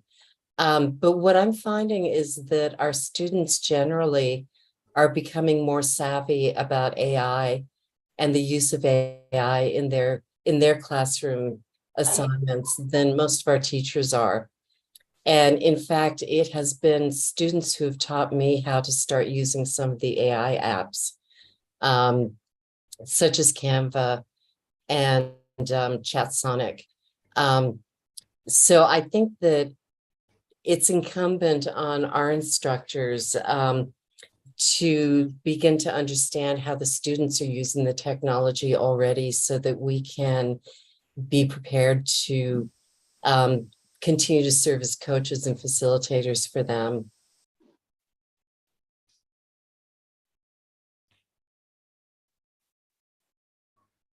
That is I hope that begin. answers the question. Thanks very much, Prof. Susan. Yes, go ahead, Pak Osep. Ya Pak, kalau maaf ya, dalam bahasa Indonesia misalnya, apabila siswa belum siap menerima teknologi, apalagi teknologi seperti yang sekarang terjadi, di anak yang belum waktunya untuk menyerap teknologi seperti anak usia 2 tahun ke bawah gitu Pak, sudah pakai HP dalam aplikasi YouTube, itu kan menurut pendapat saya belum siap, apalagi ada teknologi yang berbasis teknologi AI itu. Nah, bagaimana dampak terhadap anak yang menggunakan teknologi seperti itu? Begitu Pak, mohon diterjemahkan. Terima kasih. Thank you, Pak Osep. Dr. Susan, this, Mr. Osep is actually highlighting or asking, it's actually to more on the child actually. It's let's say kind of, for me, it's a baby, it's 2 years, yeah. Let's say the children is playing with the handphone, mobile phone, with the application, all these things. And what is the impact, you see? Because the children is also still doing a kind of education. So what kind of the impact this kind of all the application AI thing to the children that still maybe not really ready to accept the technology? Please, your insight. Well, I'm working with university students exclusively, so it's difficult for me to speak to the younger students. Yeah. But again, I think this speaks to the need for instructors to have enough knowledge about the emerging technologies so that they can provide proper guidance to students.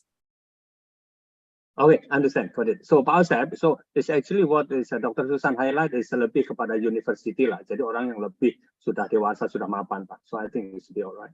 Yeah. Okay. So next one, any question from other attendees? Terima kasih Pak. Thank you very much. Okay. Any more question? Pak, boleh saya tambahkan membantu Prof. Yes, please. Dr. Alex, please go ahead. Mungkin dalam bahasa Indonesia, Pak ya. Silakan, Pak. Ya. Mengenai tadi, saya cuma menambahkan dari Prof. tadi bahwa perkembangan milenial sekarang itu mau tidak mau, baik seusia aturan, baik secara formal maupun secara informal. Dalam hal ini, jenis daripada pendidikan itu kan ada dua, Pak. Formal education dan non-formal education. Untuk formal education yang menjadi regulator itu pertama adalah keluarga dan lektor apabila dia kuliah atau sekolah.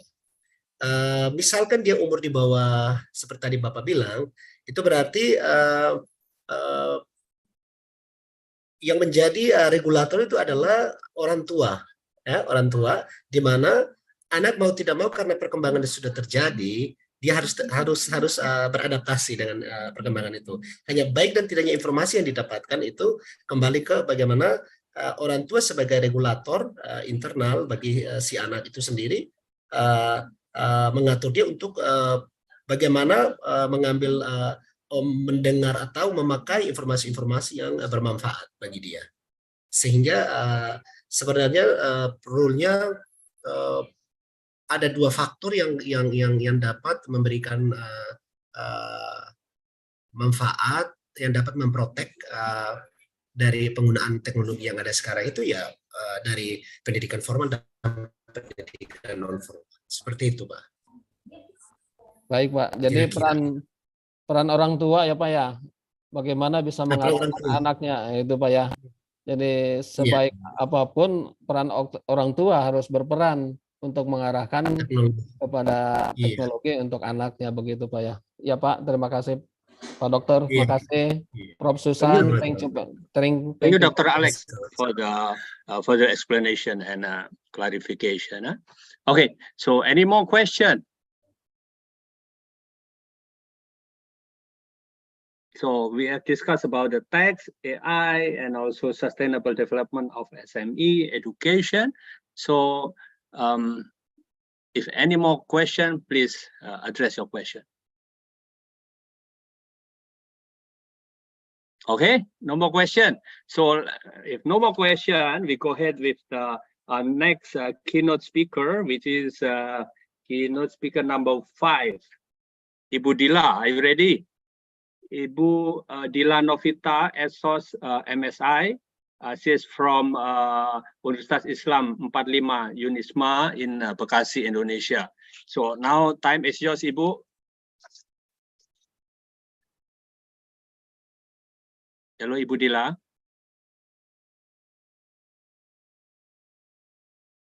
Still problem.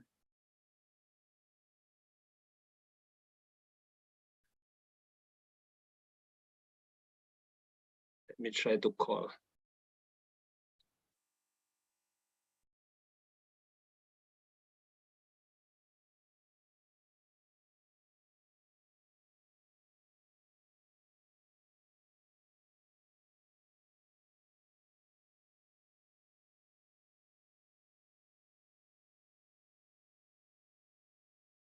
Masih di mute, Mbak Dila.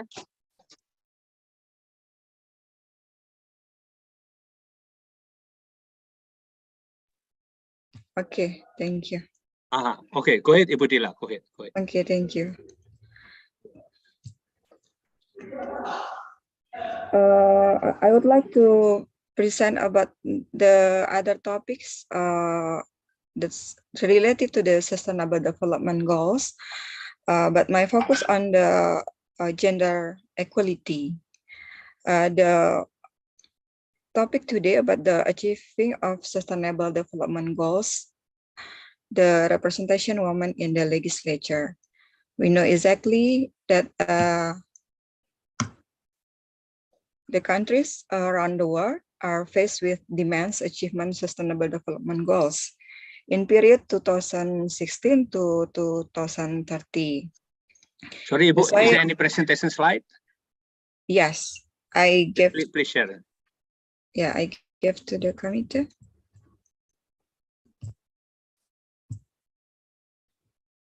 Okay, or I can do it by myself.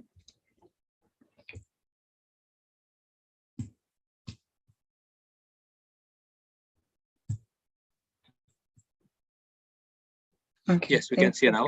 Okay, very good. Go ahead. Okay, I continue again. As we know that countries around the world are faced with demands achievement Sustainable Development Goals in period 2016 to 2030. So the agreement about SDGs points passed in meeting to 25 to 27 September 2015, attended representative from 193 countries. And there are 70 goals that should be achieved, should be fulfilled from all the countries around the world. And my focus study now talking about the gender equality, particularly in the achievement of Sustainable Development Goals in women representative in politics anyway.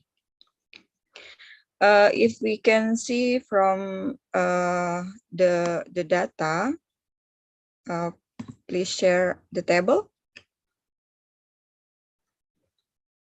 Okay, from the table we can see the presentation of achievement women representation in legislature. We can see from this data that Bengkulu is the higher percentage of a woman, about 75%, and the least it is Nusa Tenggara, 23.08%, from 30% of women representative in their local legislative. Divided in the 4 pillars, namely the pillars of development social, pillars of development economy, and pillars of development environment, and also pillars of development law and governance, according to Bappenas. On the pillars of development social, one the goals refers to 5 FGD's points, namely gender equality. The indicators of this availability framework laws that encourage, establish, and monitor gender equality and elimination discrimination based on type sex. Its indicator, this measurement effort government for set regulation gender responsive legislation, as well as aim for meet guaranteed targets, participation fully and effectively and equal opportunity for women for occupy all level taking decision in life, political, economic, and social. Okay. I will describe this research focus on the achievement sustainable development goals in representation women 30% in my city anyway, in Bekasi, in the previous general election 2019. And for the method of this study, by this research conducted by the qualitative research, we conducted the in-depth interview and we choose the purposive sampling for gaining the speakers for the resource person of this study. And for the result, we can see several numbers or finding. The first,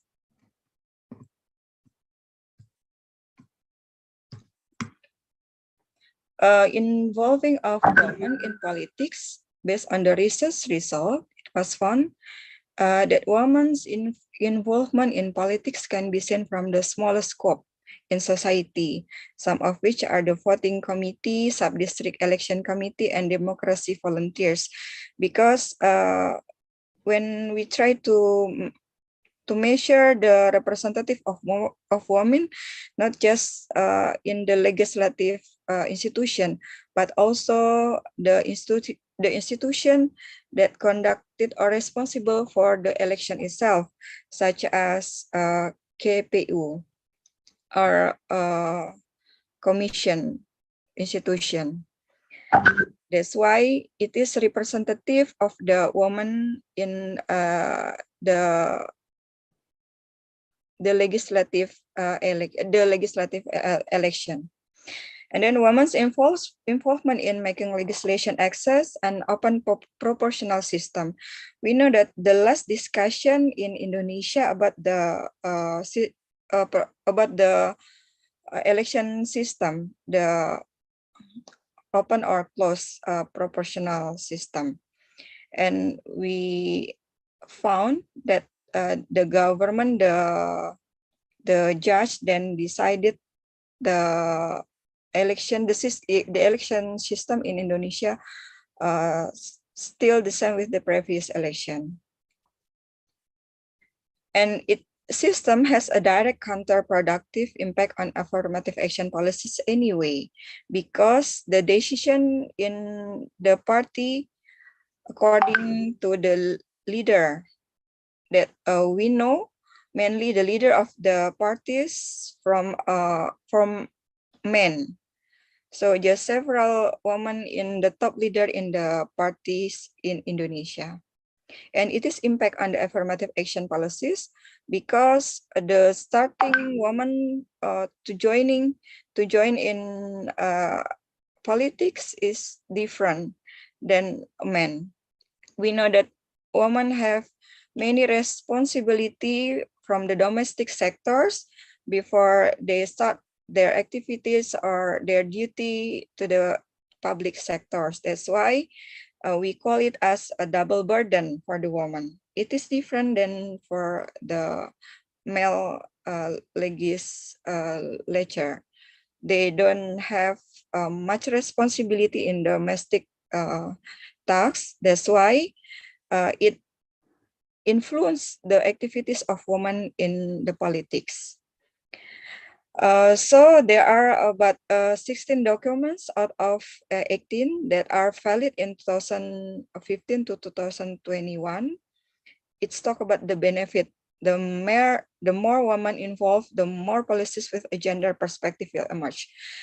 This is related to the my previous statement that when the woman starting the activities in politics postponed because of they have responsibility in the domestic sector. That's why it triggers the involvement, their involvement in the politics, because politics is public sectors. So we know that from the activities, from the women activities in politics, there are many evidences that if many women join in politics, so they will help to concern about the domestic issues like women problems or children problems in the society, and they can recommend all these problems to be a policy. That's why the more women involved in politics, the more policies with a gender perspective will emerge. That's the purpose of the woman representative in the legislature. So the other findings, in supporting affirmative action in the legislature, the General Election Commission, or we are famous as KPU, Komisi Pemilihan Umum.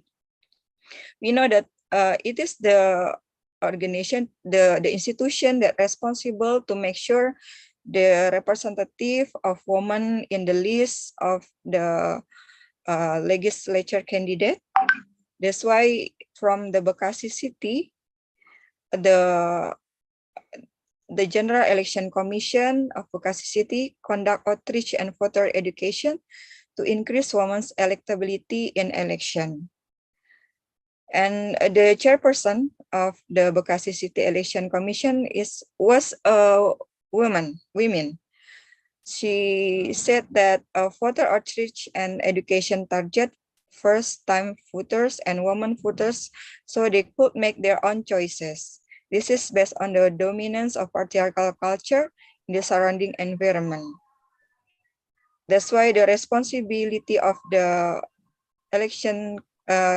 General Election Commission must make sure the fulfilling of the representation of women in the list of legislature no less than 30% from each of the party in Indonesia, and particularly in Bekasi.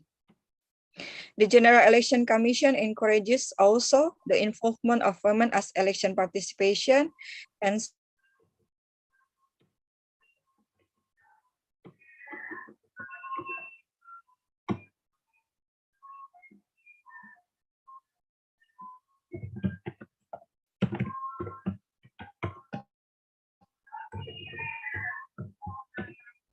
Hello, Ibu Dila. Hello. Sign out kayaknya, Pak. I think kick out.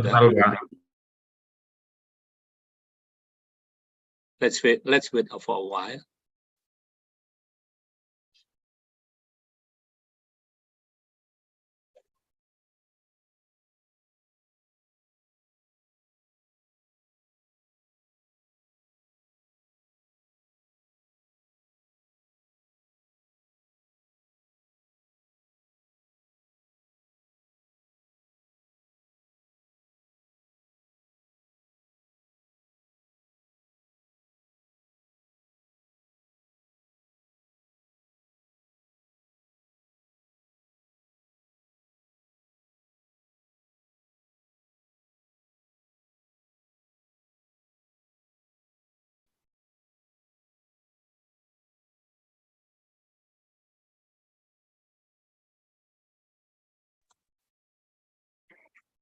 Halo Bu, lepas Budila ya Bu. Mungkin lanjut ke Jamalia saja ya Pak Eko. Boleh. Okay, I think Ibu Dila having a problem in the connection. The next keynote speaker is Professor Dr. Jamalia Said from UITM. Hello? Aha. Sorry. Apologize. Ibu Dila is coming back. Ibu Dila, are you okay? I'm sorry. I turn off my camera, so It's I okay. hope the connection is will not problem right? anymore. Yeah. Okay, so you go ahead. I think you are almost finished anyway. You go ahead. Yeah. Please. Okay. Yeah. I'm going to the result findings from this research. The involvement of women in politics based on the research result, it was found that women involvement in politics can be seen from the smallest scope of society. We know that there is the General Election Commission that is responsible for fulfilling the woman representative in legislative in Indonesia, particularly in Bekasi city. And this institution conduct outreach and voters education to increase women electability in election. So it is not just the institution not just trying to fulfilling the list of candidate of legislative, but also they try to building the awareness of the society, particularly women in society, to try to aware of the responsibility of themselves about the politics in Indonesia. And the chairman person of the Bekasi City Election Commission was a woman, and that's why she was a responsibility, not just trying or achieving the target for the candidate in legislative, but also how the woman voters trying to have awareness and knowledge about the importance of their vote for the woman legislative as well. We know that the impact of the representative woman in politics is about the policy. We talk about the policy.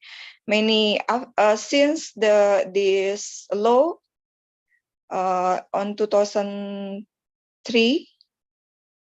we know that many policies produced by the legislative institution that support for the women and children problems, such as undang-undang pencegahan kekerasan perempuan, undang-undang tentang kekerasan pencegahan kekerasan seksual, etc. This is the evidence. These are the evidence that the representative woman in legislative is an obligation, because they will from the evidence we can see that they are concerned. They are concerned for the specific issues about women, gender equality, and children problems in society. So they can recommend the law or the policies that focus on these issues. And there is also obstacles from this commission in supporting affirmative action in the legislature. It has come from the political participants themselves. It is difficult if they have to ensure that female legislative candidates contesting in election are based on their wishes. So the other problem of fulfilling this representation of affirmative action in politics is about the political party policies. So the political party has responsible to make sure that their members representative also for the affirmative action, not just for fulfilling the legislative list, but also the organizer, the members must be at least 30% active in the parties.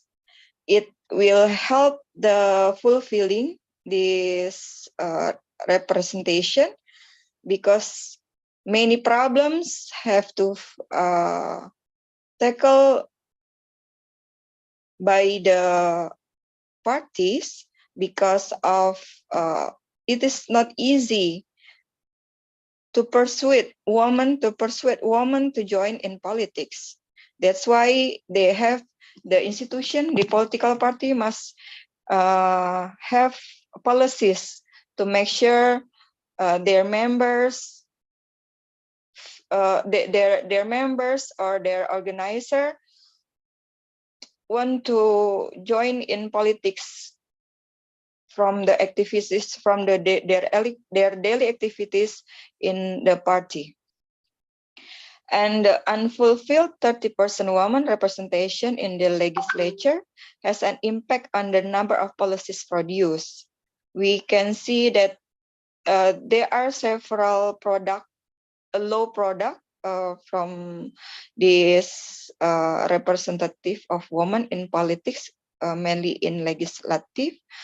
The sample of the law that they produce, such as the undang-undang anti kekerasan perempuan, undang-undang anti kekerasan perempuan dalam rumah tangga or KDRT, and the latest law is about the undang-undang pencegahan kekerasan seksual. These are the evidence that the woman representative in legislative is an obligation to be fulfilled because it produce and it give impact numerously and huge for the changing atmosphere of politics in Indonesia mainly.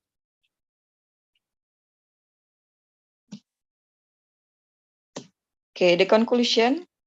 In Bekasi City, it was found that sustainable development goals from the gender equality was not running properly due to the Bekasi City SDGs coordinating team not working for the last 2 years.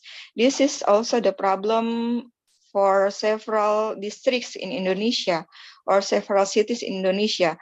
They are board that's responsible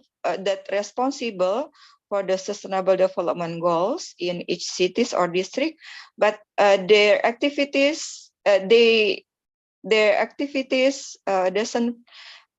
achieve the goals itself, mainly in this issue, but the woman representative in executive or in legislative in the city of Bekasi. And the next, in the representation of women in the 2019 election, it was found that the provision of access for women legislative members in Bekasi City during the 2019 election was still very minimal, especially the percentage is giving serial numbers, which is one of the access for increasing women electability in the election. In national achievement is only 20% from 30% woman affirmative in legislative. And in Bekasi City, only 18%. So it is still far from the 30%, the goals. Next, there is no opportunity for women to lead a program. This of course has an impact on the resulting form of policies that are not gender responsive. However, women legislative members in the Bekasi City DPRD, or we call DPRD, several times had the opportunity to lead a meeting. This is also the homework from the legislative board in Bekasi City, because only several women have responsible in the top leader in this institution. That's why it also triggers the effectiveness of the policies that they can produce for the woman and for the children. Okay, Ibu. Okay, I think that's my conclusion. Hope we can discuss it further. Thank you. Thank you, Ibu Dila. It was great presentation. So really hope that the women legislator will be more, and they will sit more in our parliament, hopefully. Yeah. Okay, so we'll discuss later when we have a Q&A. So now we go to the next keynote speaker, which is Professor Dr. Jamalia Said from UiTM Malaysia. Her topic will be Incorporate Integrity System, the road to a sustainable development. And Professor Dr. Jamalia, you can start right now. Okay. Bismillahirrahmanirrahim. Wassalatu wassalamu ala asyrafil anbiya'i wal mursalin wa ala alihi wa sahbihi ajma'in. First of all, can I test whether you can hear my voice? Yes, it was great. Very good. Please go ahead, Puan. Okay. First of all, thank you to the moderator for the session, Pak Iko. And of course, I would like to thank the organizer for inviting me to participate in this, I would say it's very excellent conference where we have a various background ranging from, just now someone was talking about tourism, another person is talking about AI in education, and of course you are focusing a lot on SDG, and of course how important is a woman on board to make sure policy is also on our side as a woman. And I would say we are actually assigned in a way, voluntarily assigned. We volunteer to do many things. That's why we need to have a voice in board, so that more policy we can actually propose to favor on our side. So I would say this is very multi-dimensional and multi-disciplinary conference. Okay, I'm going to talk on how this is. Can I share something? Yes, or please. I try to share desktop one. Okay, my topic is, can you see my slide? Yes.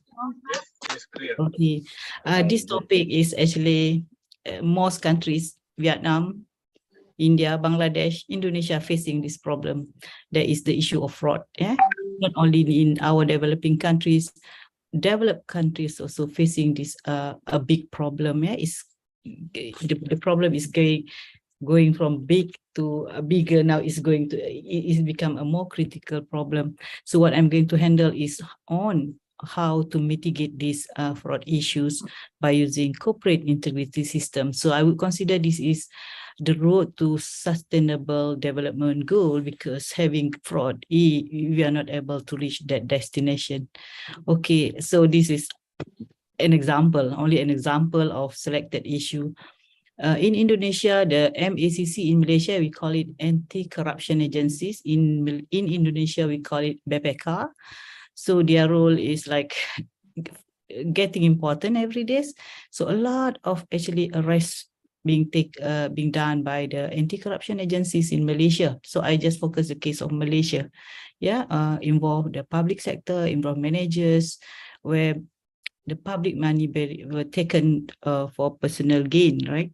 So these are example where we have one case that happened in GLC. The GLC is in Indonesia, you call it state-owned enterprise.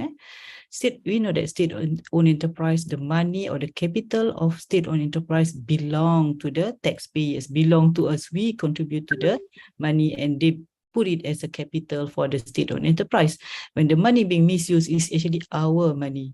So the second case involved actually on the water agency where they supply water and mismanagement happen. Then again, that is our money. So these are the statistics which involve public officers in Malaysia.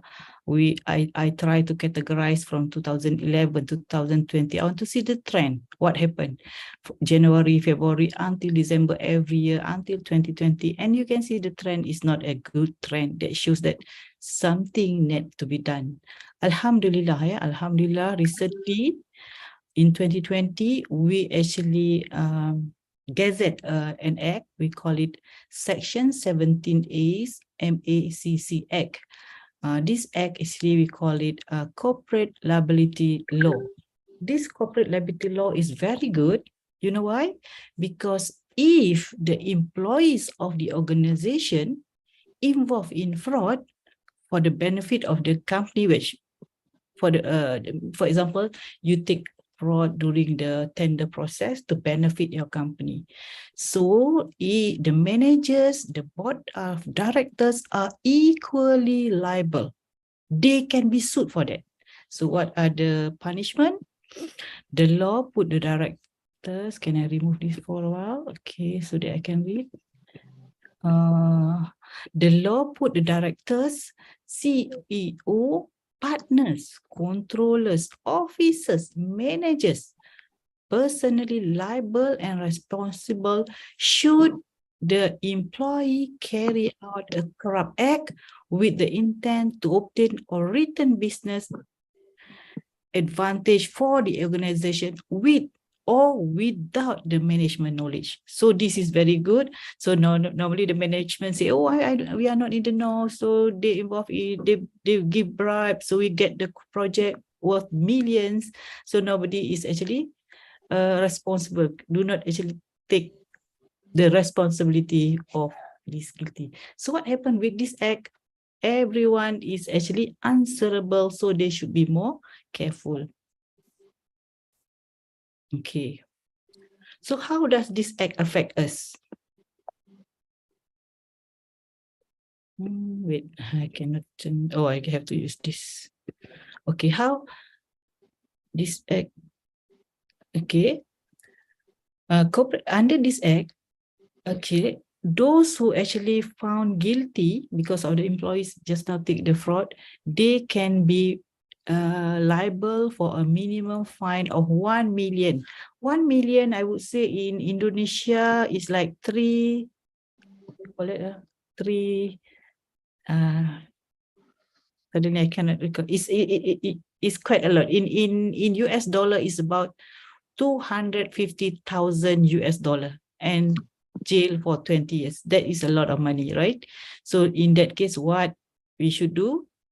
So in order to mitigate this from happen, there is a guideline for the top management. What they need to do, they have to have 5 items. We call it trust. So what is number 1? TT stand for top level commitment. We must commit that none of our employees, we need to train them, we need to make them aware that if they commit crime, we are going to be equally responsible. So we'll stop this from happening. Number 2, risk assessment.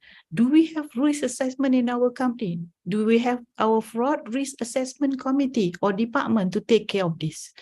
Next one, undertake control measure. What control measure? You have to prove to the MACC Act or the court that you have taken You have undertake a good control measures that you are not actually liable for the mistake or the fraud involved by the lower level employees. Next one is systematic review, and last one is training for all the staff from the top to the lowest level management. So I go detail what are these, but I am not interested to read in detail. I move straight away on how actually Ari, this is the point I want to introduce my institution. I'm from Accounting Research Institute. I'm the director of Accounting Research Institute. Those who are here, I would like to invite you all to visit our institute. We are a small department of University Technology Mara. University Technology Mara is the biggest public university in Malaysia. We have a campus for each state, and our headquarters is in Shah Alam, and I'm in the headquarters. So what happened? We help the companies, the GLCs, the state-owned enterprise on how to do assessment so their staff or their management or their employees do not involve in this act of fraud. So what we did is we introduced this what we call corporate integrity system assessment. In this corporate integrity system assessment, we have three basic, I would say, dimension. Under foundation, next one under ethical culture, the last one, ethical risk management. What do you have foundation in foundation? Foundation meaning for a company to be sustained, to avoid fraud from happening, they have to have that vision. In their vision statement, do not talk about profitability alone. Profit is important, but having got profit, if fraud occurs, this going to tarnish your image. Leadership, who you appoint as leaders, check their background, their history. If normally people say like that, fish rot from the head, right? This is happening. If your leaders are not of that quality that we want, so you do not blame if something happened to the company. Then ethic resources, how much you spend to train your staff, to understand the concept of ethic and fraud, and so on. I don't go to detail all this, but this is very good system where the framework is holistic from the foundation to the risk assessment practice. Okay, these are the items. There are 214 items we have to check for them to score full mark, or in a way to get good mark of corporate integrity system. So number one, just now, vision and goal. Number two is leadership. Number three, ethic, and so on. There are 12 things that we need to investigate. And next, what happened? We help the company, give them suggestion what they need to do to avoid future mistake or future mismanagement if things have not happened. Okay, so I have to mention this, special mention to John Ellis Dubinsky and Aaron Richer, because I met them in 2006 in UK when we were looking for what are the best model. So at that time, we worked very hard to develop this framework, because we have to incorporate what is happening in Malaysia, because Dubinsky is based in US. They have helped 2,000 companies in US. So we asked their permission. They are very happy to help us. So starting 2014 until now, we have collected a lot of data and helped many companies. So these are the skill. At the end of the assessment, we can help the company. For example, your company is at this point at 25%. What does 25% meaning? So if they are at 50%, what are our suggestion? If they are at 75%, what should be the best thing they need to do next in order to go for the 100% that is best practice when it comes to integrity system. So I give you an example. These are the companies that we have done. Mara is one of the big statutory bodies in Malaysia, giving loan to students. EPF is the money that employees contribute every year, every month. So at the end of the year, when they pension, they get that money. KPJ is one of the big private hospital, and these are all the among the company. We have done many, but these are among the company we have helped. So I have to check my time. Okay, got time. Okay, these are enough time. Yeah. Okay. So these are the questionnaire. We distribute the questionnaire for each company. For example, just now when I talk about the big company Mara, big statutory body who will give loan to students to do their S3 or not S3, S1. Mostly they did their S1 because some of them they need money, financial assistance, so they give them loan.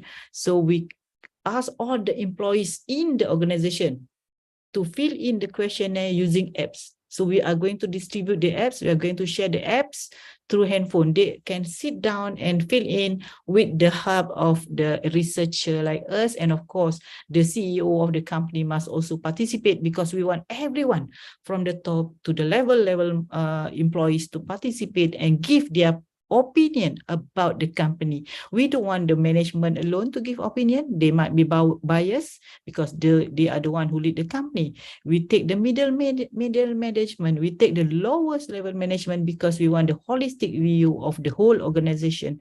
For that company, we collected almost 3,000 questionnaires. So these are the dimension and the number of questions they need to answer. With regard to vision mission, there are 10 questions. We ask leadership, there are 9 questions. Ethic resources, we ask 7 questions. Okay, the question is like easy. In my vision, in my organization vision and mission, we have integrity and ethic in the vision and mission statement. Of course, you as the employees of the company, you know whether the company do actually emphasis on ethic and integrity or you're focusing on profit alone. Okay, so those are the item of question. I am very happy to share with you all if you're interested. So these are the scale actually. At the end of the day, I can calculate your company is at this point 0 to 20%. That what does it mean? It means very minimum ethic and integrity in the mindset. They aware, they know. It's just like, remember when there is a traffic light when we drive our car, there is a red traffic light. Oh, it's at 2 o'clock at night. No car, so we just go in. We know, but it's only in our mind. Okay. So when start 20 to 40%, we already apply a bit. At times we do, at most of the time we don't.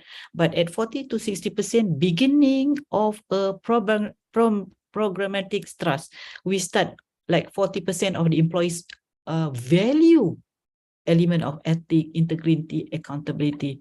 But at 60 or to 80%, we give them more like they are now, is more robust. 80% of the employees value it, treasure it, the leaders are into it, serious about having ethic integrity. Of course, at 100%, you are the best. Companies from Malaysia, company from Indonesia, company from other countries come to your company to benchmark how do you did it. So that is the star that we give. Below 20%, just now 1 star, and if they score 100%, we give them 5 star. Okay, next one. So this is the finding. This finding is only about one company. I use actually the sample from a one of the biggest logistic company. So those are the most of the logistic company because they involve heavy engineering kind of work. Most of them are female and 26% of female. I think I don't go into deeper on the demographic. I want to show you. I just would like to highlight this. All level of management actually participate. Okay, in the survey. Okay, this is the position. Okay, and we can locate where they are located actually. Okay, sorry. Okay, now this is the first question. This is I want to test their understanding on corruption. Question 1, I ask, accepting or receiving gift in the form of cash, goods or service in return or favor of or services provided. Is it corruption or not corruption? 82% say this is okay. Okay, question number 2. Using the office money for personal use, for self-interest. Personal use meaning self-interest. Just look at the figure. Level of understanding on the corruption officer, meaning the 82% say yes, this is corruption. But what happened to the 18%? They feel that this is okay. Okay, take the second question just now, 70%. Using office money for personal use, 75% say not okay, there is corruption. But what about the 25%? This is worrying. Number 3, receiving money or reward from customer by coercion or force. 80% say not, this is fraud. But what I'm worried is about the balance 20%. 20% is small, but if it is a big company, it is a big number. Question number 4. Directly involved in the process of awarding contract to a family member. 80% say this is corrupt, this cannot be done, this cannot be practiced. But what happened to the 20%? And number 5, directly involved in the process of appointing a family members into filling up a vacant position in the department. 77% this is not okay, atau this is corrupt, but what we worry is the 23% who say this is okay. Okay, the rest of the question you can see, but I am going to see what is the result of our corporate integrity system assessment. So looking at this company, looking at the score here, vision goal. I'm happy this company, 90% of the respondents says, the employees who answered the question, they said, yes, they do have vision and goal about ethic, integrity, and accountability for the organization. But what happened to the 10% who say the company do not have that vision mission? Number 1, maybe because they never aware of what is the vision mission. Number 2, because maybe the top management do have that mission vision. However, the message does not reach them. There are 2 possibilities in which we are going to check later. What are the reasons? Then number 2 is ethic resources, meaning the 82% of the employees says that the company spend enough resources to send the employees for training. They spend resources to set up a ethic committee. They set up resources to have a policy of ethic. Then number 3 is legal compliant policies and rule. The 88% says the company do have legal compliance, they have rule, they have policy in which this policy being delivered or informed to all level of management. That is considered very high. What if we focus on the red one, the low point? Disciplinary and reward measures, only 76, meaning for the company to promote, to exercise promotion, to reward employees at the end of the year, they don't look into the ethic and integrity aspect. They just look into productivity aspect. So this need to be done. The second one in red is ethic training and education. 78% say yes, they have enough, but the 22% feel that ethic training, ethic education is still lacking. Then ethic risk assessment, 79% say yes, but the 20% feel that they need to do more ethical risk assessment and conflict of interest again. So 80% say yes, but the balance is arguing that the company need to spend more on conflict of interest, meaning top management maybe they appoint their relative, their friends to be employed in the organization or for more promotion or for whatever reason. So what we do is we advise the company on what are the lacking and how to improve the situation so that the score or the integrity system in the organization is getting better. So the score of this company I consider is very good, 82.18%. That is 5-star. So that's why I said this logistic company is here. So next, what they need to do more.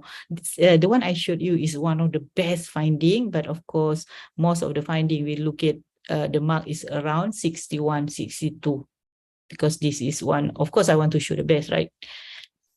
Professor, another 3 minutes, yeah? Yeah, I got not many slides left. Okay, next one. This is what we suggest to the client, to the company. You need to communicate ethic goals and integrity activities more intensely to the employees, because when we notice that there is gap, the top management say yes, we have this integrity activities at TikTok. They have a lot of promotion flyer, but actually the message does not reach all level of employees. That is the one mistake. Number two, provide declaration on conflict of interest in every meeting. When they do not disclose that, then those who attended the meeting, they make decision for the self-interest instead of the best interest of the company. Next one, communicate ethic and integrity initiative via social media, because when you are too proper, you use formal letter to inform your manager, your low level management, they don't read newspaper, they don't need read circular. We have to use WhatsApp, we have to use Facebook, we have to use TikTok, because that's the way the employees receive instruction more recently, because most of us spend a lot of time using holding handphone rather than our official communication. So do use all the medium of communication instead of using the formal medium of communication alone. Disseminate information on collaboration or benchmark to employees of other stakeholders. Learn from other successful companies who have done this. And those are actually next one is when they want to employ or provide start employing new employees, they need to provide training, because we notice that the young one having less ethical values as compared to the senior one in terms of age, not in terms of position, in terms of age. So next one is what ethic and integrity in the company shared value. They expect that what you say, because normally ethic is not only inside, but it can be what being judged. For example, if your top management with set medium level of salary, drive a good car, stay in a big bungalow, so that is not a good indication of reality. So also be careful in that. Okay, so next one, I think I am finishing. So this is example of finding. The one I just show you just now is like the best one, the second column, logistic company, the score is 82%. But you look at the rest that we have done within that year, the score was like 62, 64. There's one in 78%, another one 60. So average mark, I would say around 60 plus to 70. So this is where we play a role. We guide them on how to further improve for each section, vision, goal, leadership, ethical resources. So we guide them each item. So each item they score good mark for the best interest of the company in the future. I think with that, this is my number. I am very happy to be with you all, to get to know you all, and welcome to my place. You are all invited to Accounting Research Institute, University Technology Mara, Malaysia. With that, I thank again Pak Eko for moderating the session. Terima kasih, Professor Dr. Jamalia. Thank you so much. Really very good presentation. Hope someday we'll meet there. I just come back from Salam yesterday, actually. My goodness, you should visit us. Next time, I'll try to contact you. Okay, very good. So let's have the Q&A later after I think the last keynote speaker, and then later we gather all the Q&A. Yeah? Okay, so the next one is keynote speaker number 7, Dr. N.S. Elis Anita Farida, as Cap MM from Universitas Anwar Medika Indonesia. Ibu Elis, are you in? Hello, Mr. Okay, Eko. very good. Yes, so now everything is yours. Please do your best presentation. Thank you. Okay. Good afternoon. Thank you for the occasion given for me today in this international conference on innovation in social science, education, and engineering. I am Dr. Elis Anita Farida from Anwar Medika University. Today, would like to present a research entitled Marketing Management of Anwar Medika Cafe.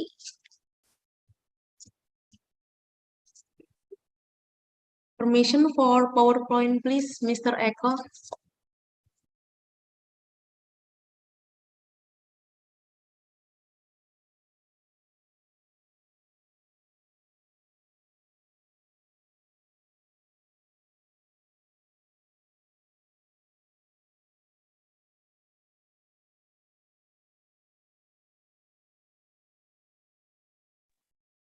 Masih di mute, Miss Alice. Okay.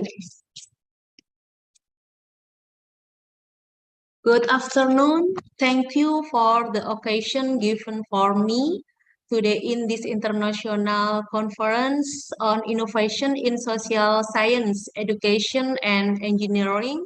I am Dr. Elis Anita Farida from Anwar Medica University. Today, I would like to present a research entitled Marketing Management of Anwar Medica Cafe. And then introduction. Consumption of junk food has become a routine food for the community. The negative effect on health is very evident with the various diseases it causes. The concept of functional food emerges, initiated by various negative effects on health. Functional food needs to be reintroduced and returned to the wider community because it has a positive physiological function for the body. Functional foods derived from natural ingredients, especially spice, contain antioxidants that the body needs to work off free radicals. Innovation from space with is used as a buffering product with a location design that suits the needs of the community in the form of a cafe. The concept of the touring profit does not cause negative environmental effects as is the issue of the Sustainable Development Goals or SDGs. Along with the increasingly advanced times, people are increasingly consuming fast food or junk food.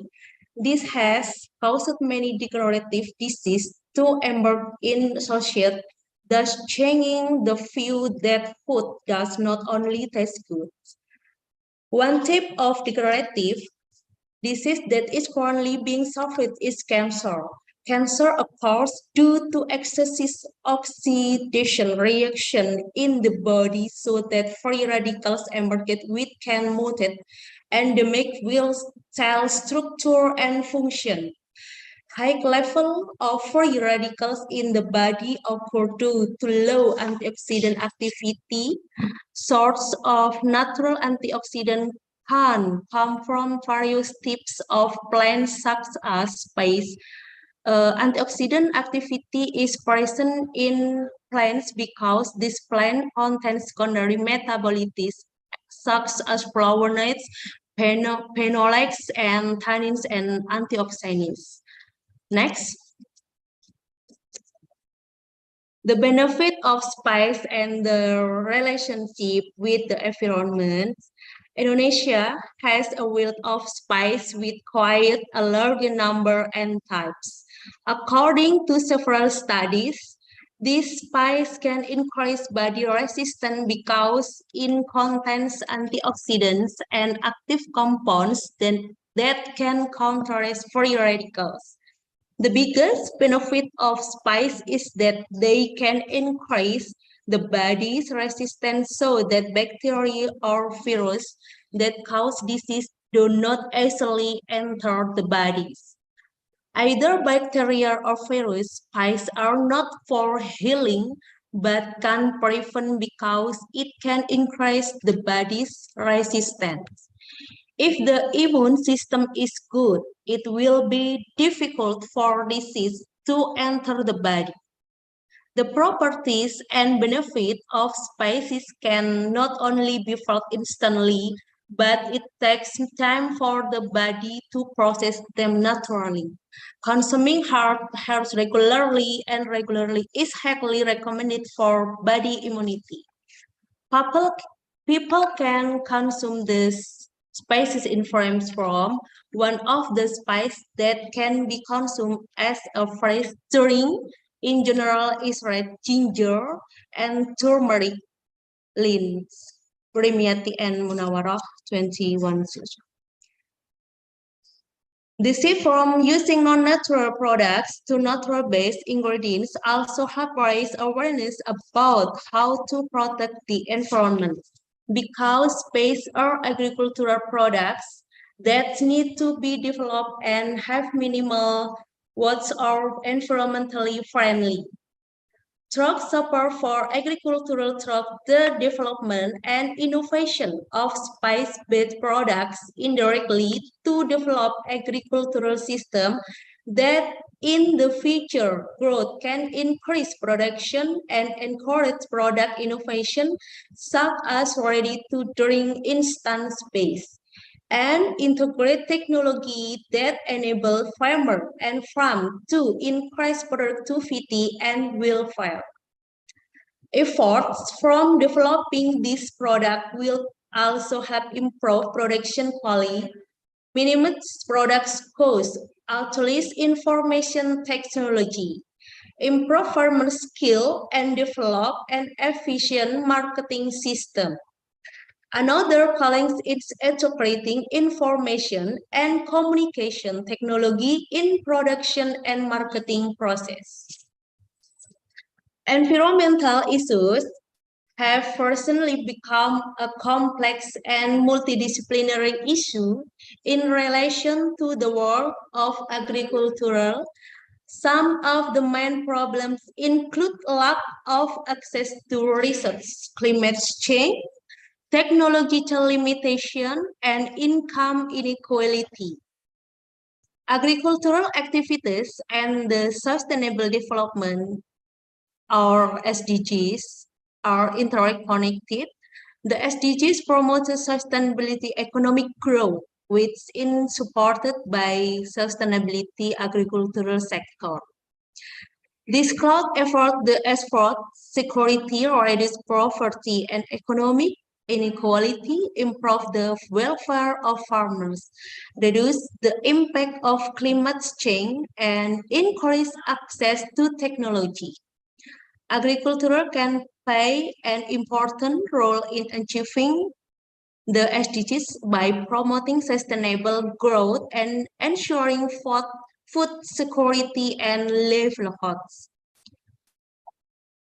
Caring for the environment, environmentally friendly behavior can be interpreted as behavior that pays special attention to the environment in everyday life. This behavior can be repeated or occasionally related to the maintenance of natural resources and the surrounding environment. Action used to minimize environmental damage or to improve environmental condition is environmental care behavior. Consumption of environmentally friendly or environmentally responsible consumption, namely the desire to use products made from environmentally friendly. Environmentally friendly consumption consists of awareness, attention, and action caused by advanced information technology. Next, innovation. Indonesia created flora, which lies in biodiversity for agricultural crops. One of these agricultural plants is spice plants. This potential will be able to provide benefit for the community and the country if the community knows the use of plant and also has the ability to explore and make maximum use of them. Spice have a very strong taste and very widely used has ingredients for various beverage products. There are quite a lot of types because almost every region has its own special drink. Like with sweet drink that have characteristics in each region. Drinks in Indonesia are in of various types and types. The manufacturing process is unique and also the presentation is different. Along with the times process traditional drinks are the reason why nowadays people choose or turning to drink was manufacturing process is not complicated and does take a long time. The number of activities makes everything that is instant. The main thing change in the lifestyle of people in Indonesia. as well as the development of the internet and digital technology, have affected the existence of Indonesian special drink and food. Next. Kencur or sand ginger contains an analgesic substance, a material that has ability to reduce pain on human body. Next. Marketing management.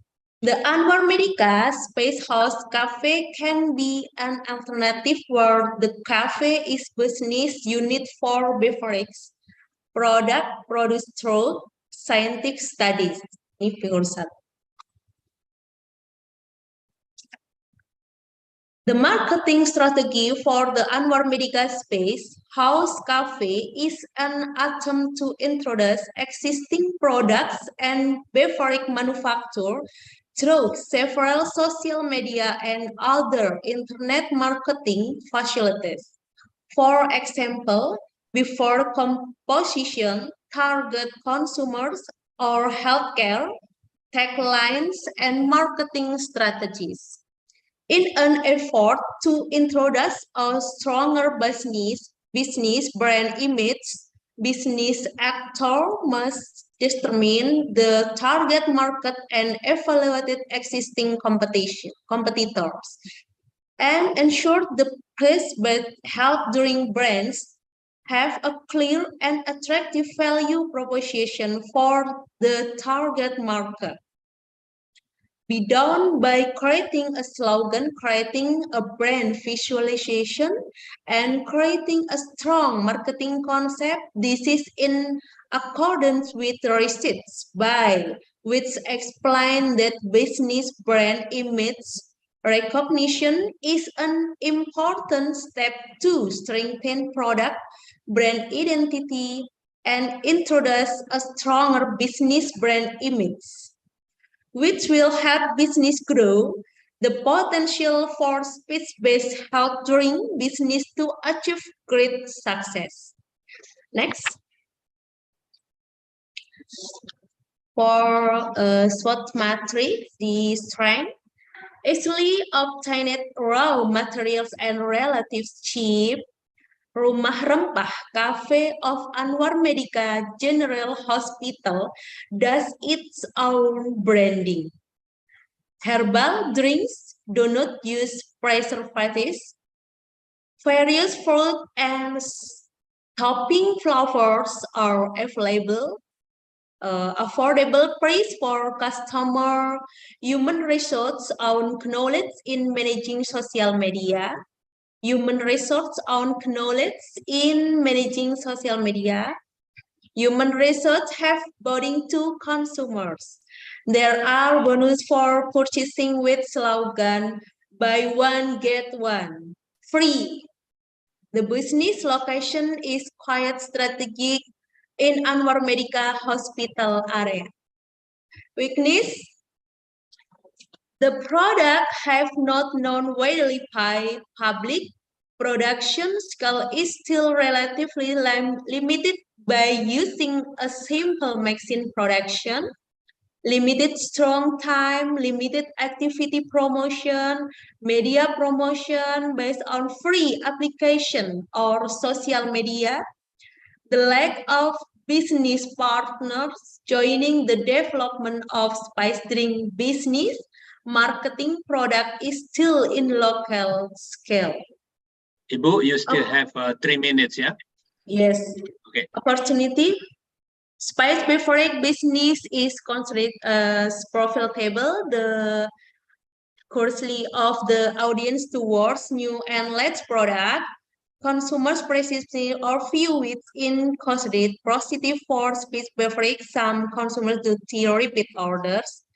Treatment opposite consumers can forth happen all time. Increasing raw material cost can cause increase overall cost production. The amount of competitor which offer substitution product, and then there can other sellers for are able to imitate space beverage products. Next. Next.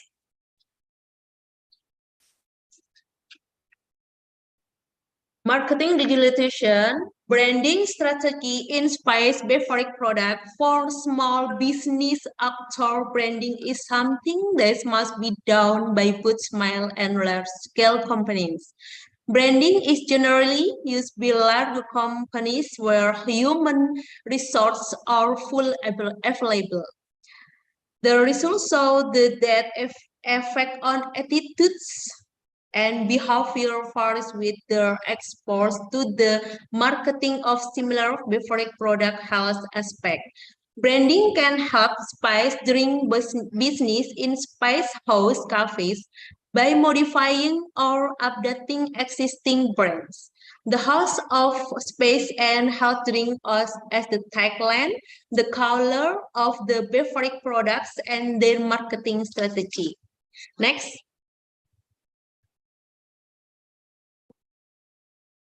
Spice beverage branding, the result of this study found that the spice drink brand Servat and the Anwar Medica Spice House Cafe attract the next and students as well as visitors to Anwar Medica Hospital. This can be seen from the emotional level and fulfilling aspiration in terms of image. Self-identity and self-identification of health workers care through healthy drinks. Another branding approach is through the use of broad and sophisticated brand strategy based on Indonesian natural and cultural. Next. Next. Rumah Rempah Cafe, substance satisfaction, next. Ada peningkatan ya, food consumption. Next. Conclusion, marketing management of beverage product at the Anwar Medica Space House Cafe is one of the efforts to maximize the business of healthy herbal drinks. Marketing strategy as a medium for introduction a business brand image in an effort to strengthen product identity and develop so that it becomes an increasingly competitive business. This strategy based on SWOT analysis in building a marketing strategy, the application of a marketing strategy can increase customer interest in building trust products and product quality.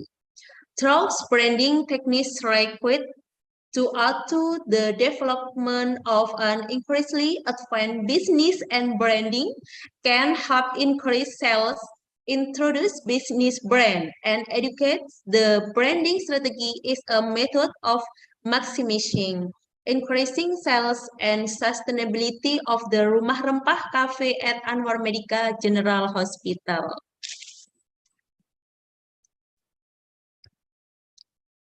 Oke, thanks. Saya berikan kepada moderator, Mr. Eko. Okay, thank you, Ibu Dr. Elis Anita Farida from Universitas Anwar Medica Indonesia. Okay, so ladies and gentlemen, we have done all the presentation from the keynote speakers.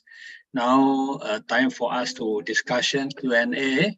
So please raise your hand who going to ask. I saw there's some question in the chat box, but it's better off now if you don't mind.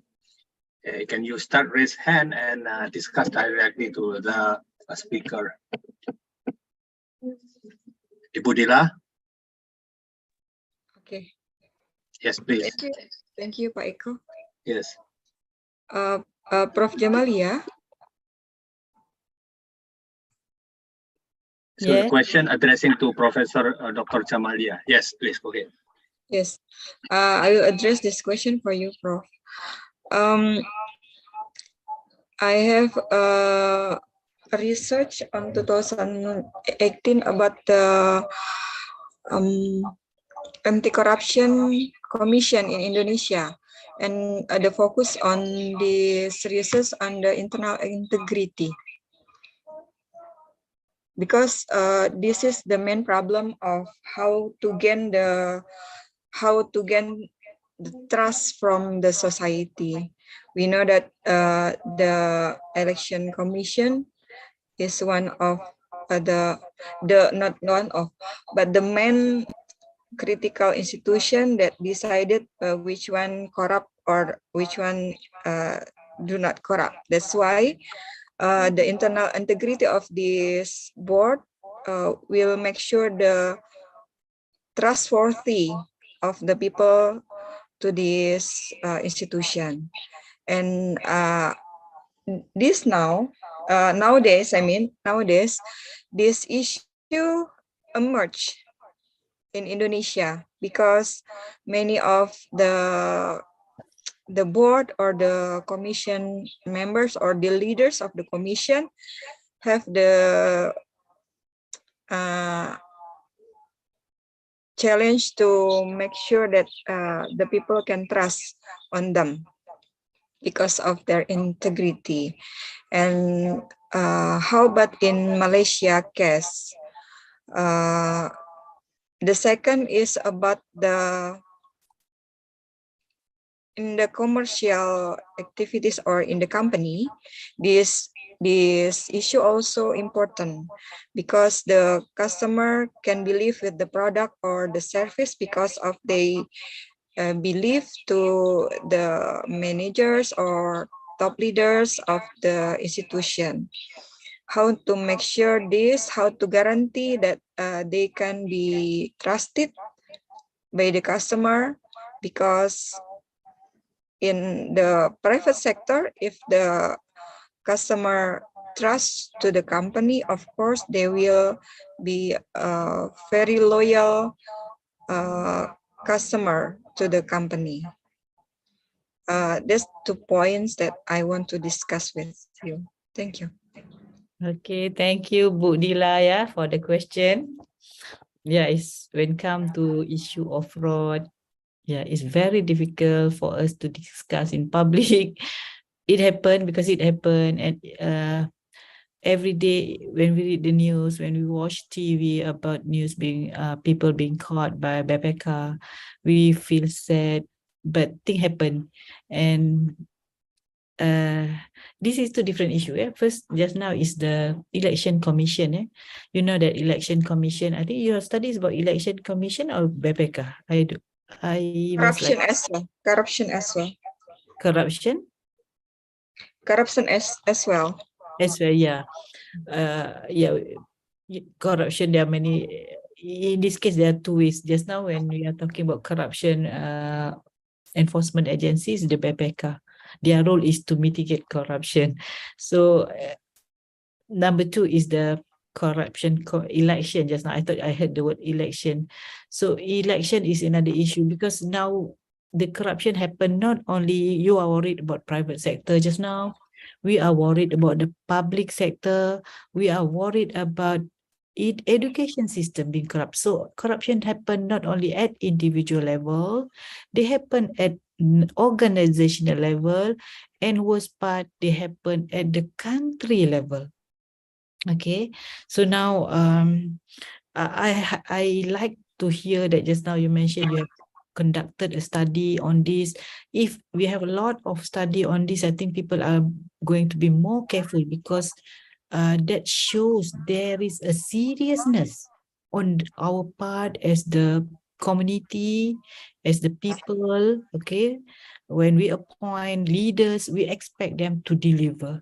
If no study, no research being done, no report being mentioned, so that not a good sign. Down having a lot of study in this is very good. So now number 1 is the BPK itself. In Malaysia, we call it SBRM.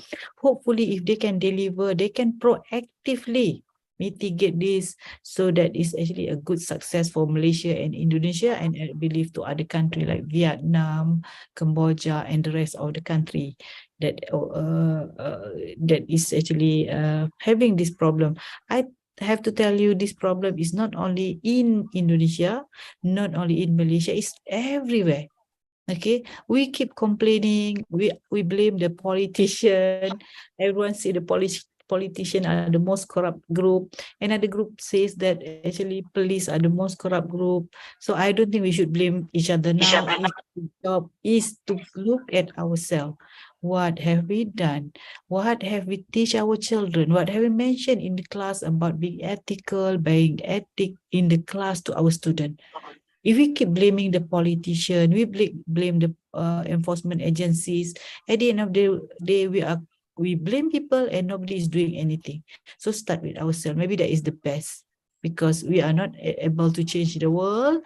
We can change ourselves. We can change our family. We can change our student. If we can do that, that is actually the best. I think later on when we are being questioned, right, at the end of the year, at the end of in the world, in the hereafter, at least we know we have done something.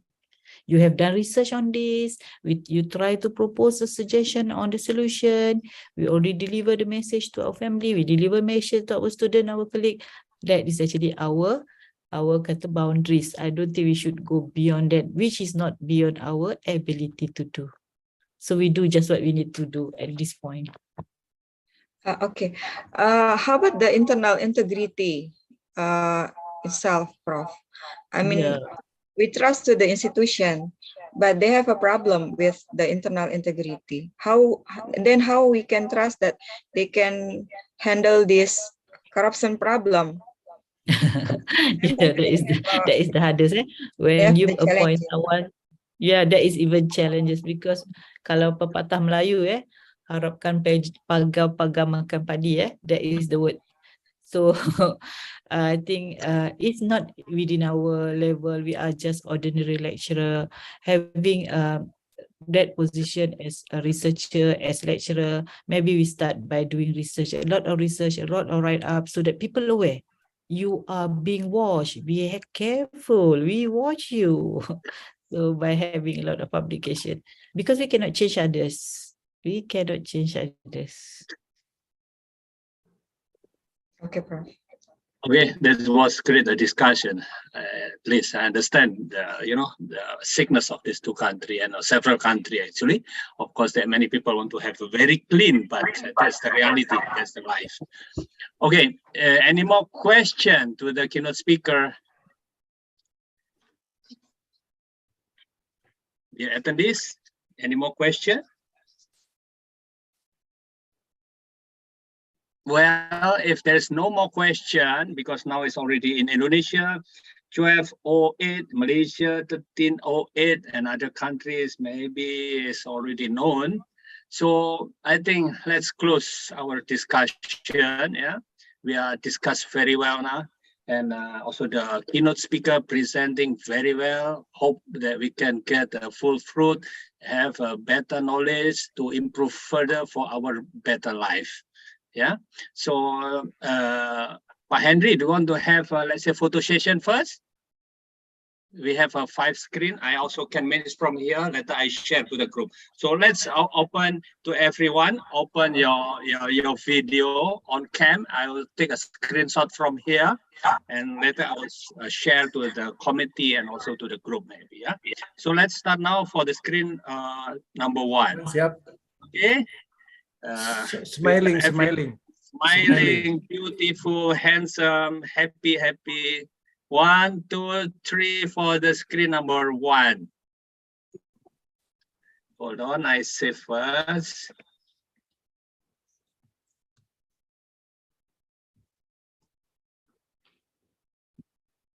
Go to the screen number 2 now.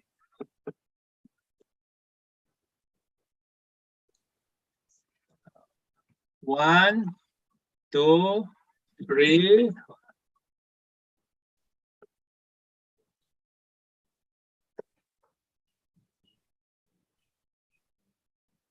Go to the screen number 3 now. Hold on. Number 3. Yeah. Oh, still many empty. Okay. 1, 2, 3. Cheers. Okay. Hold on. I save first. Go to this number 4 now. Number 4. Okay, let's wake up number 4. Yeah, 1, 2, 3.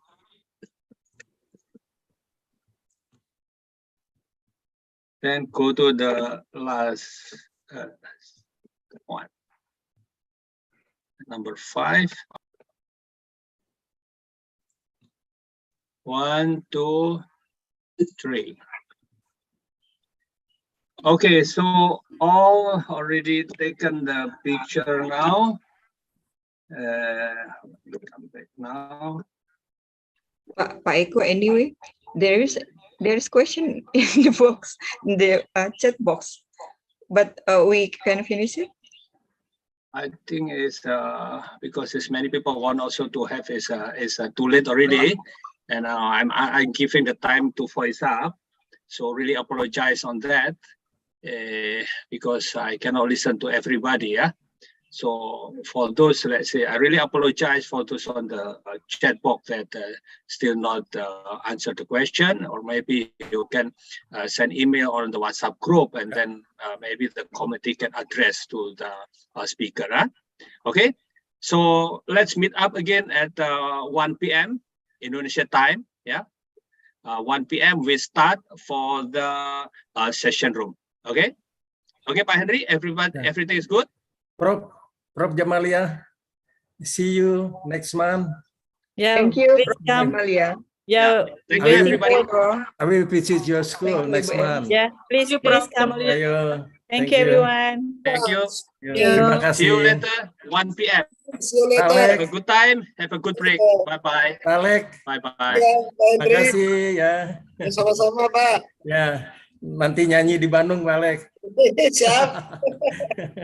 Bye, Pak. Ya, nanti diundang nyanyi aja lah. Ayo sampai jam 1 ya. Terima kasih ya. Thank you for all the participants. Now we are coming to break session. There is an announcement from Ibu Kamila. No. We have not enough time. Oh, okay. The announcement will send for the second presentation session.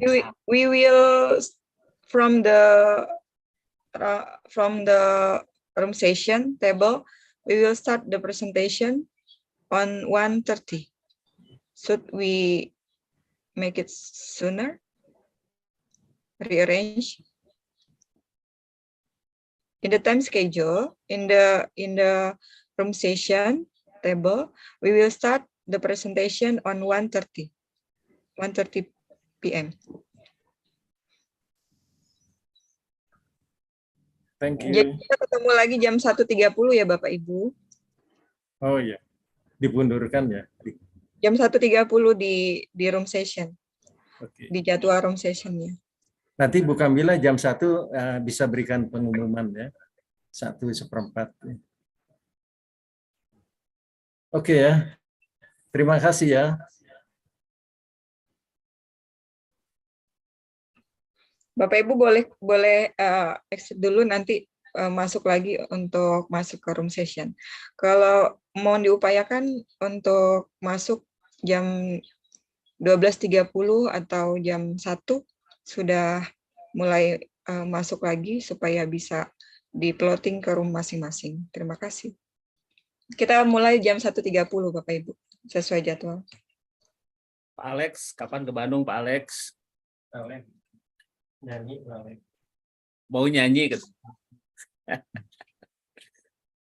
Itu masih mute. Mau ngajar di sana Pak, bukan nyanyi. Pak Henry tadi. Ya nanti kalau ke Bandung ke Unpad kan sambil ini. Iya. Nostalgia. Yang dari PKP gimana Pak? Yang PKP kemarin. Ya. Oke. Thank you.